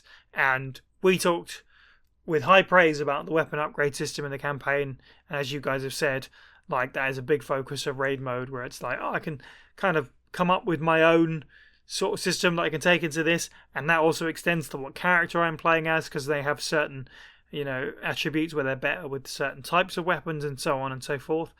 I think raid mode, for me, I think I would prefer raid mode over mercenaries. Like, it just appeals to me more. There is more replayability in that customization aspect, and the less time I get the appeal of mercenaries, where it's like, do this, beat this time, and that kind of thing. Like, there are separate things, but raid mode is, I'm really glad they did something different instead of just doing, quote unquote, doing a mercenaries mode. And like, they actually thought, we're doing a side game, we're here to experiment, let's do this instead. And it is a real shame that we haven't seen it since Revelations 2, because as you've just said, there's so much that you can do with it in this day and age. Even something as simple as just like the all random button, where it's like just gives you random weapons and random attributes, and you just go and have some crazy fun with a bunch of people or whatever. Because like, I just to like tag on with, I recently, because people have like kind of just completely gutted, like Elden Ring, for instance. They know everything. Yeah, sure. So now people are starting to do challenge runs, Mm-hmm. and not just like, oh, it's a rune level 1 challenge run. They're doing stuff like, I'm going to complete the game by only hitting things with rocks. Yes, yeah. Stupid stuff like that. Like, it'd be really cool if kind of Resident Evil 2 Remake did something similar with their weekly things, and further remakes did too. It would be cool if you could get something similar. Like, and they'll give you like challenges that you can do, or people can make their own challenges. Yeah, totally. As well. RENet did a few of these. Not so much. They were like, you could kill so many users or do this on this difficulty, and you would get rare parts from them. Not parts you couldn't get in the game, but rarer, harder to get parts. And I just thought I'd add that on that little anecdote while it was still fresh in my head. The mode as a whole, like, I'm sure the crew have already talked about it, but the fact that it boils down to take Resident Evil 2 and 3's like For Survivor and Raid mode, and then make a expansive set of courses that you can then take a character and choose their weapons and learn the course and get loot to make yourself a better character to run the courses. I think it's really neat. Like, it's if the score attack battle modes of the, shall we say, 4 and onwards mercenaries modes are the more free-for-all affair, this is more the regimented RPG players planned out kind of move. And yeah, I appreciate it. I think 2 does a lot of its more progression systems better, but I argue that 1's courses are also more interesting. It has the bonus stage of the ghost ship, which is like the super hard raid boss of the whole thing, in terms of do the entire ship of Queen Zenobia and then fight fight a boss at the end, and if you've done everything, fight an extra special secret super boss, which is just Norman but even more worse. I appreciate that. There's not enough fun RPG mechanics in these games at all anyway. So the fact they took the core mechanic and the gameplay loop of finding parts and upgrading your weapons to suit your style and make it into an entire mode, fantastic. When I first got the 3DS version, I played the story. I quote-unquote had a great time with the Revelations, but I was staying at the table for raid mode. Like, I feel like there was daily challenges on the raid mode version of the 3DS as well. There was at least some street pass mechanic that I unfortunately cannot remember. Yeah. I remember named enemies that were just like people I had passed on the ship, for example. Yeah. And they would give you better loot. So there was a multiplayer component besides just co-op with your friends, and obviously co-op with your friends is also a good time. Even a bad game can be improved with co-op, and Revelations raid mode isn't a bad game, so imagine how well that goes.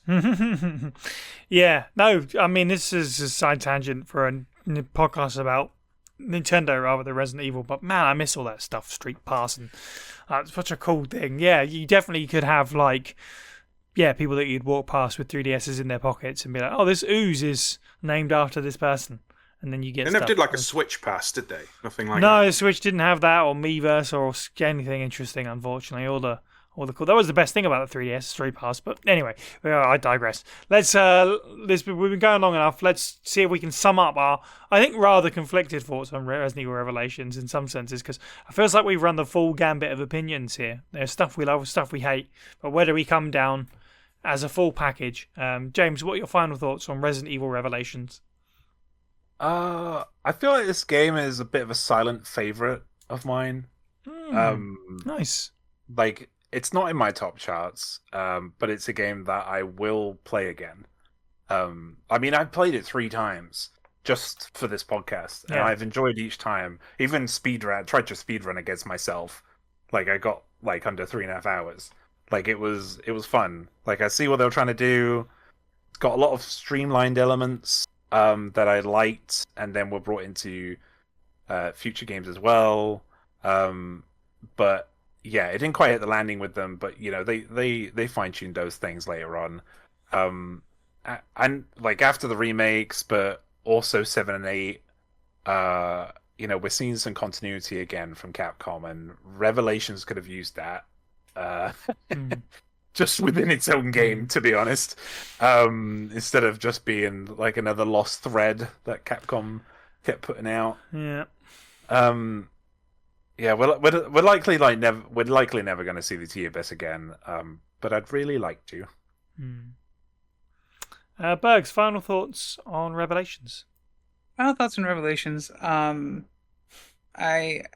think I offered them earlier and I said I think the one of the worst things about the game at this point is that it was in fact on the 3DS. So while it's good, it's hampered by things that at that point have kind of done it almost better. And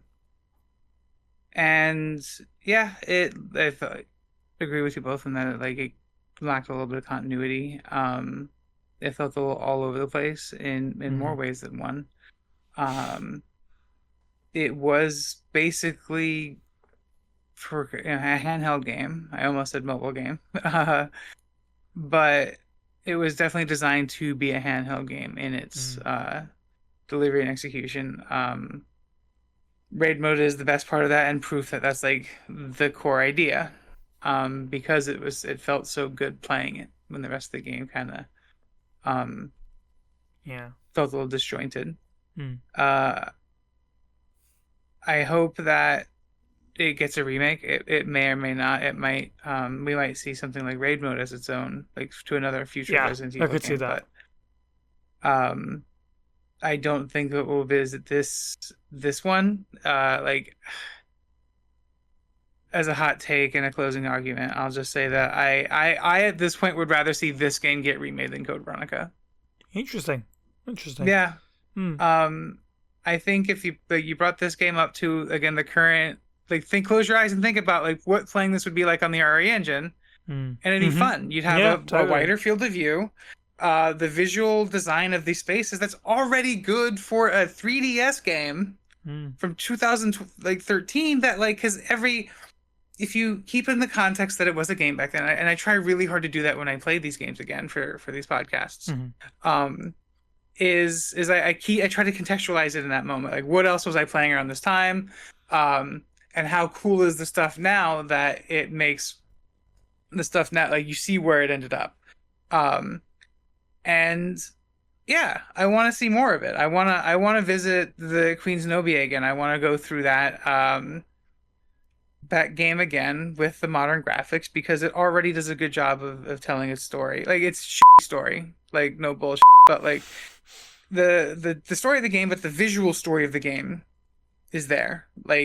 Give us that snappy, punchy writing that we're getting. Give us characters that appear and maybe we talk to on the radio as we're going through. Maybe we have that conversation with Rachel and then we hear her have that Kenneth moment. Right. That would be cool. Give us some of that. Work on it a little bit. Bring it to the modern places, and I think it's a fun Resident Evil game. It'll be the first one that people probably wouldn't be able to complain about. Yeah, it's a hot take, the versus Code Veronica thing, but I can respect it definitely. I have very mixed feelings on Resident Evil Revelations, and I think I said earlier that pretty sure I've finished this in its entirety once before, maybe twice. So I was very glad to get another playthrough in for it, and I came out of it with some strange emotions because I think I liked it somewhat less overall this time around than what my memory said I enjoyed it before. I was like, well, maybe this wasn't as good as I remember. But that said, some of the stuff I remember hating before, I actually had less issue with this time. For one example, I just remember putting off playing this game again and again because I was like, oh, but it's so long. And it is 8.5 hours. I looked it up, that's your average playtime, which isn't that bad at all. I remember it feeling really long at the time, probably because I didn't know where the story was going. At least I now kind of have a feel for the very disjointed, but the pacing that it does attempt to go for. It's nowhere near the quality of a mainline game. I'm very glad that it existed at the time, though, and I'm still glad it exists now, even despite its flaws. It's nice to have this little adventure with these characters that fill in the gap in their timeline. And allow us to see them doing stuff in this time period where we otherwise wouldn't, even if the story is kind of hot garbage. Yeah. And whilst I completely take what you're saying, Bergs, about it being held back potentially by it being on a handheld, I still think that to a certain extent, that's also its biggest strength. The fact that it managed to pull this off on a 2012 handheld game is remarkable. Yeah. The ambition is crazy. And if you look up, I did a quick Google while we were recording, what are the best graphical games for the 3DS? What are the games with 100%. The most remarkable visual fidelity? throughout the lifespan of the console, from the beginning to the end, because it did release within the first year, people were still going, Resident Evil Revelations, it's pretty cool. Like, I mean, obviously, there aren't many games like it on this system, because it's a family-friendly system, so I don't know how many mature games there were for it. So it's definitely unique in that regard. But it really did a lot. It really pulled a lot out of that console in its first year. So that's pretty cool. And also the fact that, in terms of us as fans, it did something that we needed it to do at the time when the series was kind of losing itself to mad action shooters. This was a very welcome release at that time. People, like we've done, have pointed out the flaws, but gone, yeah, but you know what, I had fun with it. And it reminded me of elements that I really, really like about this series. If you're in a state of, I'm not quite sure what they're doing to my beloved Resident Evil, as many people were in 2012, because, as I say, we had a new live-action movie, we had Damnation, we had RE6, and we had Operation Raccoon City, so it was a strange time to be a Resident Evil fan. I think this grounded a lot of people. So, to that end, this has kind of made me both really excited and very hesitant to talk about Revelations 2, because I remember really loving that game.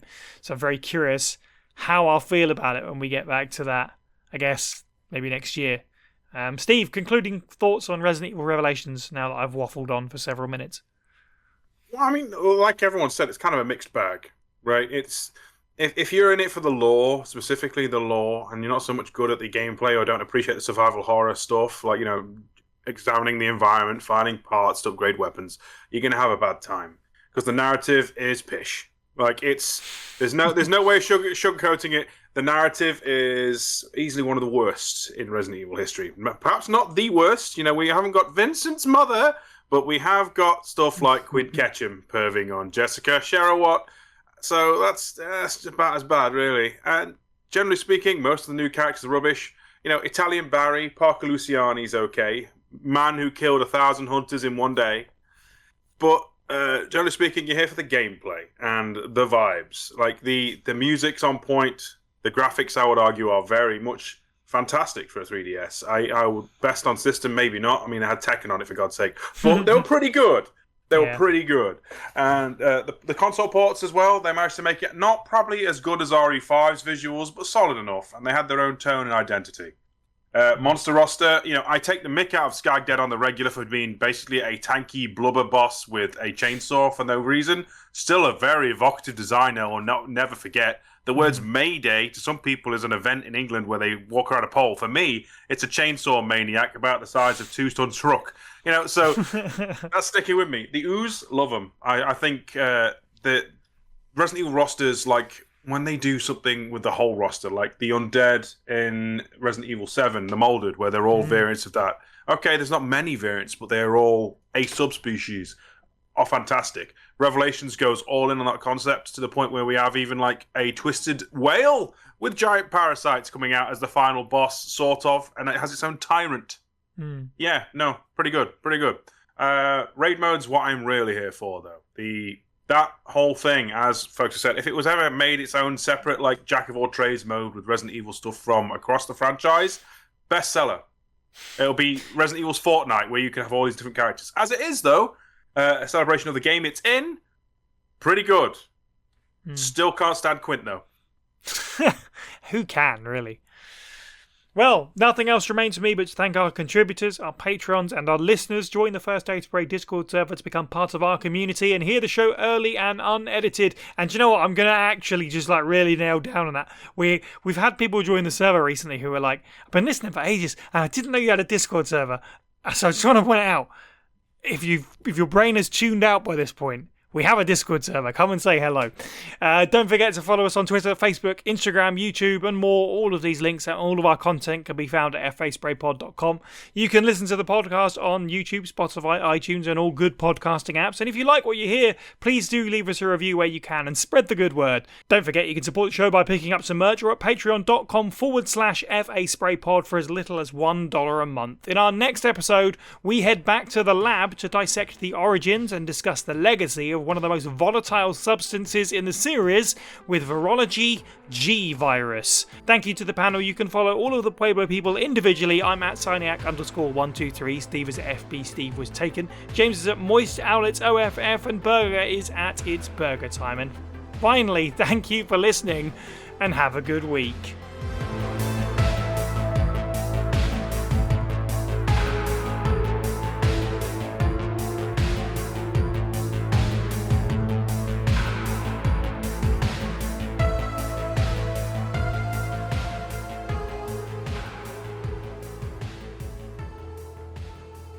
Take all of my recordings of Steve and get a AI voice. That's what we want. That's what we all. Yeah. Then he can kill your father and be on the podcast.